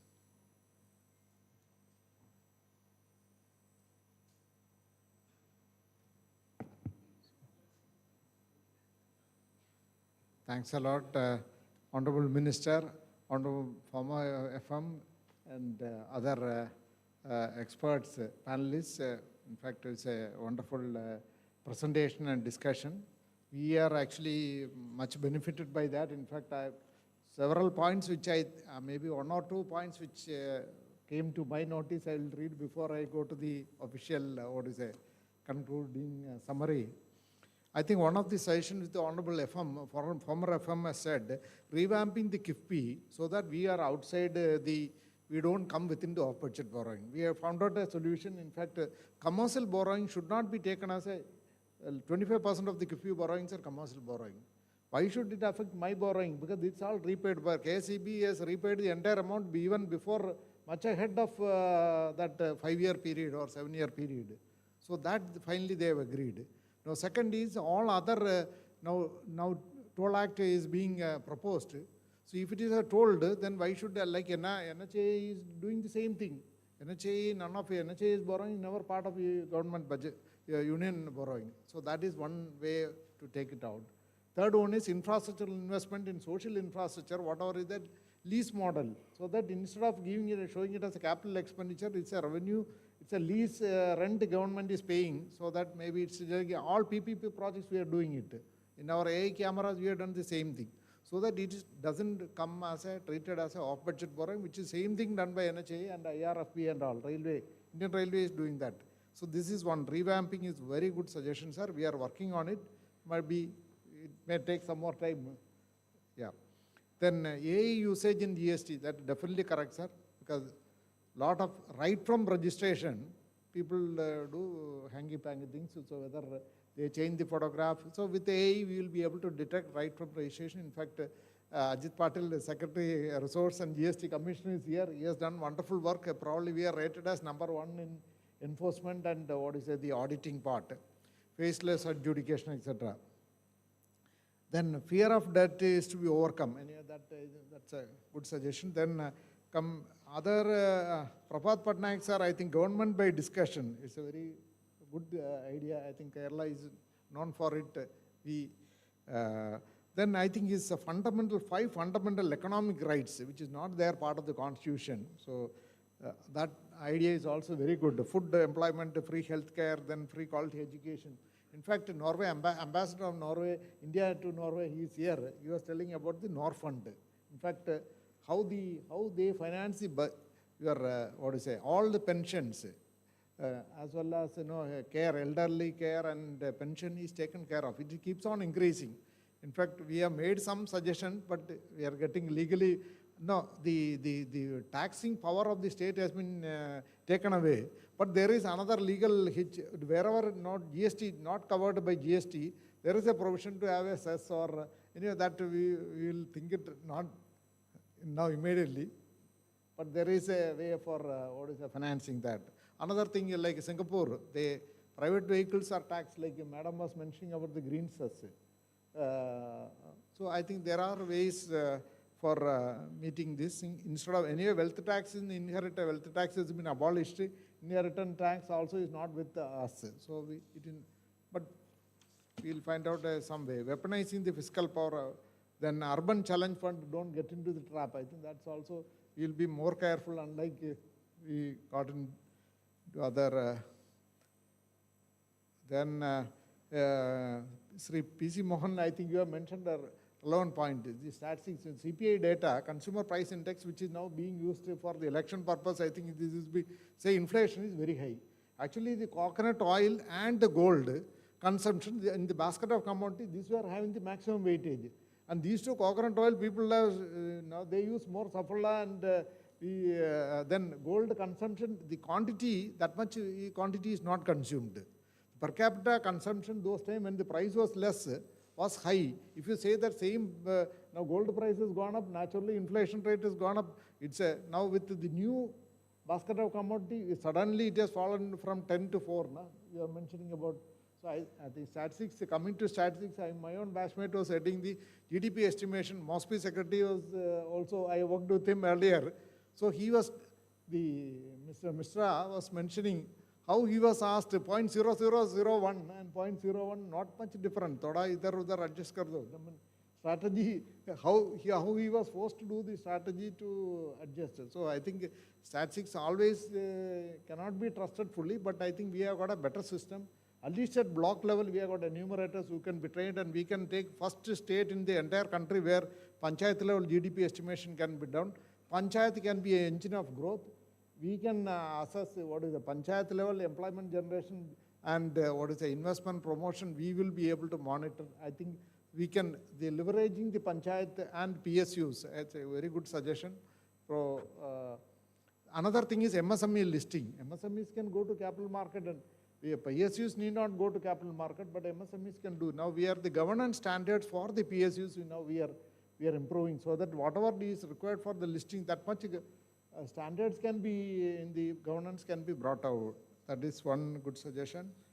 Then land value capture, definitely already out of 20, almost 12 items for land value capture, 5 we have zeroed in. So we will also be going ahead with linear projects like national highways, roads, as well as maybe, but it's affordable also. So that is another source of revenue. That's a good. FASTag, ma'am, in fact, we are the first one in the entire country. We brought the AI cameras. Now we talked to Mortha Secretary, Uma Shankar. So why not allow the FASTag? If you can allow Adani Airport and maybe Lulu Mall, all of them to charge for the, why not allow me to charge so that I don't want to stop anybody on the way. I will charge as soon as he goes. I will not stop him. I want him to violate more. So this is a very good model. In fact, our FASTag, 700 crores has been, without stopping anybody, we allowed. We want the people to violate more so that challan gets generated automatically. Now government of India will say that more than 5 challan, then you will lose your license. Now, in fact, Honorable FM will be taking some decision so that some concession amnesty out of 700 crores, if I get 300 crores, that is very good. So Kerala is the first state where we are able to innovative ways of how we can reduce the accident at the same time your government can make a. So FASTag linkage will be very ideal because you need not stop anyone. Then the toll also based on usage we will be able to collect. So this is another PSUs, and then sovereign entities. I think Joseph was very, Professor Joseph was said that the same thing cannot be applied to subnational level. That's then local bodies. I think one of the suggestions that 2.4% growth rate, you can have increase the growth rate by 4% if 2.8 lakh crores can be invested here, which it goes outside. I think we'll take it up with probably banking sector so that more money can be invested. Then targeted public, I think Sri Dr. Veeramuni's presentation on how to take Kerala to next high level on port-led industries as well as knowledge-based economy and tourism and ecotourism. In fact, we are in touch with the MasterCard and others. How you can have so that minimum, like Bhutan has put the minimum $500 you must spend. So Kerala's, we have got 24 sanctuaries. I think with ecotourism, with high-end minimum $5,000, we can ensure that only we can give that world-class quality. Which, in fact, somehow like Prince Charles when he came, he wanted to see the elephant. The elephant said that now you become the king and then only I'll give you the darshan. So I think Kerala is one place where any animal we can show them the live animals, in a very safe and very good environment, unlike Vantara and other were artificially created. I think that's a very, very good suggestion we'll do. RRTS, one of you had given. Definitely we are working on silver line and RRTS, but the government of India thinks they are 20 years behind in thinking sometimes. I need not be recorded, but see the problem is that, as I said, the time you spent, Kerala can be one single largest city if we provide a high-speed, linear, just like Japan. So these are some of the suggestions which come to my memory. I will just read the summary of presentation as whatever was made before we conclude. Kerala's development approach is explicitly people-centric, rooted in the long-run foundations such as human capital investment and land reforms, which expanded land ownership dramatically and enabled broad-based social mobility.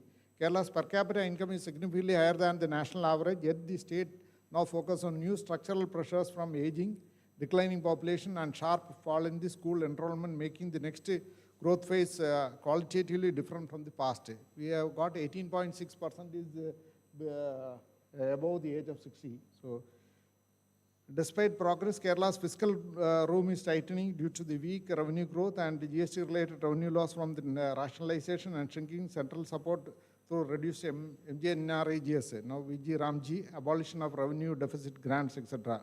A recurring theme is that cooperative federalism is under strain with the reduced effective transfers and increasing conditionalities, which compounds Kerala's fiscal stress, even if it continues to protect social outcomes. The pro-people development vision presented requires differentiated strategies for both the poor and the middle class, with strengthened social security alongside new engines of job creation. The core policy challenge identified is to generate quality jobs and resolve education employment mismatch, while building a production base suited for modern knowledge economy. There was a strong emphasis on scaling up capital expenditure to address the infrastructure deficits, including continued use of structured extra budgetary mechanisms with a call to revamp the financing framework to ensure durable revenue models.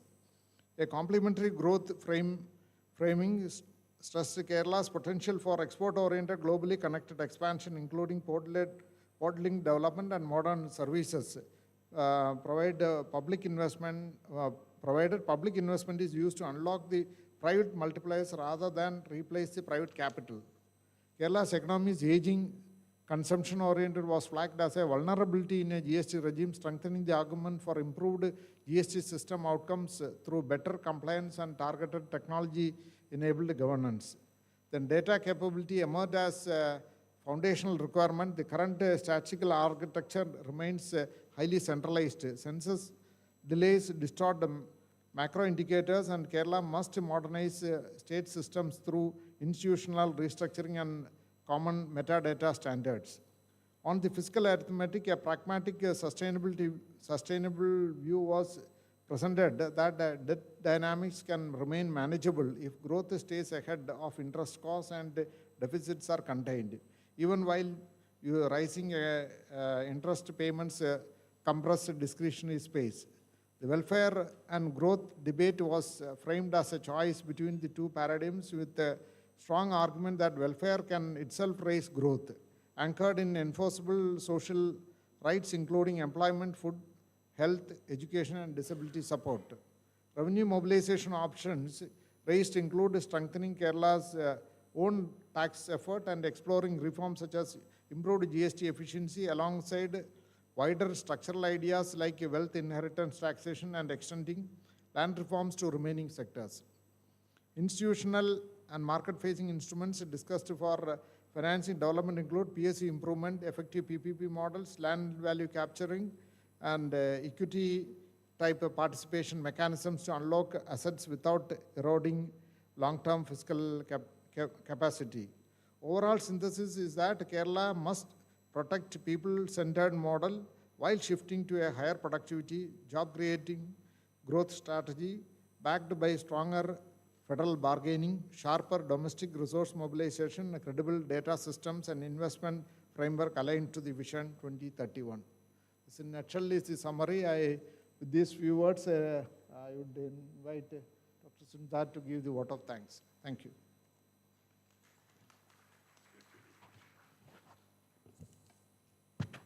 Good afternoon. Now we have successfully completed the session on financing development for the people, held as part of the General Conference, Vision 2031. Okay. May I take the opportunity to extend heartfelt thanks to everyone who made this session so vibrant and productive. We wholeheartedly thank Sri K. Balagopal, Minister for Finance, Sri Jodhilal IAS, Additional Chief Secretary, Finance, then distinguished speakers, Dr. Thomas Isaac, Professor Prabhat Patnaik, Professor C.P. Chandrasekhar, Professor P.C. Mohanan Sir, Professor Kavita Rao, Professor K.J. Joseph, Professor Veeramani, and all the delegates supporting staffs and officers, especially Finance Department, GST, State Audit Department, Treasury, Kerala Financial Corporation, Center for Development Studies, Gulati Institute of Taxation, Planning Board, etc., for making the session a grand success. Thank you all. Thank you very much.